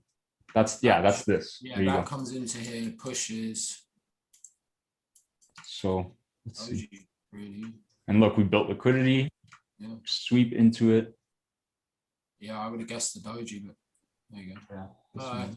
Oh, yeah. Okay. This is that thing that I think we saw on was it Thursday or Friday last week? This is a nested one actually. Look, we have demand here, and this is all inside of a supply to demand flip on the 5 minute, right? And then look, yeah, it's all fractal, isn't it? Like it's very fact. I think when you see this is like an A++ setup because look, Yeah, it passed right into this doji. Yeah. So in theory, if you wanted to be very like specific about it, this is an even better way to enter it. Look, if we enter off of this, I'll give it a little bit of buffer because I don't know if it's going to tag us in necessarily. And even if we cover this high, or like just the doji's high, right? 2.5 pip. Let's see if we have enough margin to. Hold on. 1 sec. Let me take some partials on the other ones because I just want to see what this runs. It's 50 on this. how much R have you made so far? Too much. Too Too much. much. 200 R so far. How many days have you gone through? Like 8-9 days. Yeah, something like that. Okay, there we go. We're in it. You guys see what I'm talking about? This nested supply to demand zone flip, like that's pretty good. I just learned something new myself last week on Thursday, and then there you go. We saw one. Hopefully it holds. At the very least, if you had taken 5R on this, like you'd be Yeah, good. these ones lower down the leg like this, you want to be a bit more aggressive with management, like because that look, crowd hasn't like, pulled back in a while. Let it play. Like we were saying before, right? If we're looking at this entire like 5 or 50 minute leg, we're now trying to sell it in the discount. Yeah, which is not good. So you should be like pretty aggressive about your management on these, right? You would guess what You mean you guys? or is this? You mean we back tested 8 days and only flipped our account? That sucks. Well, I want to be realistic about it. We did also hindsight trade a lot too, right? We didn't take that. I think even if you just took 5R for all of these, like we'll do a quick calculation at the end so you guys get an idea, but oh look, this one's actually playing out too. Kidding. I mean, it's good. Like it's a good trade, mate. It's just that area, isn't it? I This would is guess it's risky. going to come All into this. this. You see this little thing here and below the gap there. Yeah, that's where I would look to take profit probably. As soon as you run these lows, like I want to get out. Yeah. But that was a cool setup, right? Like the nested one. I think that's an interesting one to trade. Again, if we took just 5R trades, just so you guys get an idea, like, and we didn't do like all this account flip stuff or like full margin on that one trade that Brian wanted. It's funny to do it, right? But like we would never do it in a live account, right? So again, I like to be like realistic about it. We'll do a calculation after. I think even our strike rate's like over 50%, which is crazy. Oh, look at that. We keep retesting it, building liquidity, retesting, and then pushing, right? I think we're building too much liquidity now. This is probably gonna get swept. Let's There's a lot of liquidity on the 4 hour, maybe expecting a pullback now. Yeah. Let's see if we run the lows first though. I'll leave it open, or if we take the loss, we take the loss. -1, Yeah. right? Not a big deal. We built a lot of liquidity here though. Let's see. Yeah, there you go. Swept it. But again, the nested supply to demand zone, 5R, you would have taken no problem. Uh-oh, Sam, your thing's gonna get taken out too. We never even swept the low yet, I think. No, not yet. Or we're just retesting it. Let's see. Sometimes do you just close the trade because you see a lot of liquidity, or you leave it or stop loss, or to take profits? Yeah. Well, the way that I manage trades now is I just do 5R hard TP. It's just simpler to manage it that way, right?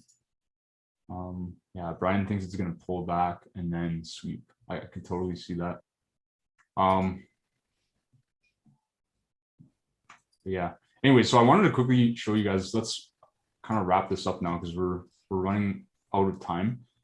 If we were to just do this as 5R type trade, let's just do a calculation here really quick. I'll try to make it kind of simple. Number one, if we want to calculate our strike rate, not accounting for break evens. I don't think we took break evens anyways. Obviously, all you would do is look at our profit trades versus total number of closed trades. So it would be, I think, 15 divided by 26. So we have a 57% strike rate. Again, it's in hindsight, so it's a little bit like unrealistic in that sense. But that's why I wanted to add in losses. I didn't really like rewind on any losses as you guys saw, right?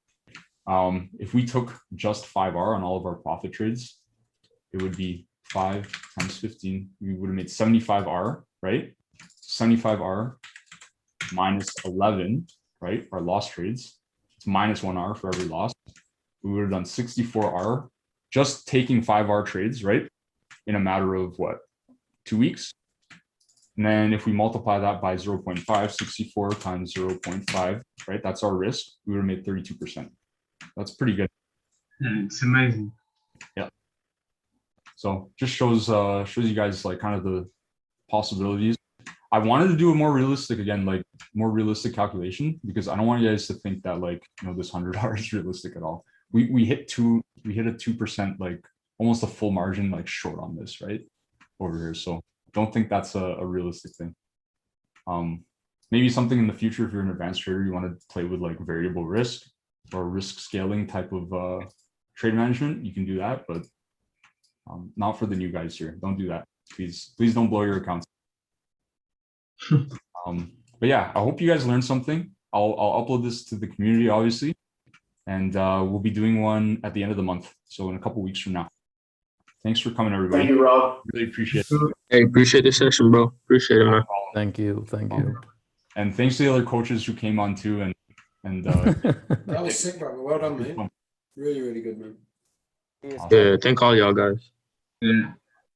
Love you. Later, guys. Take it easy.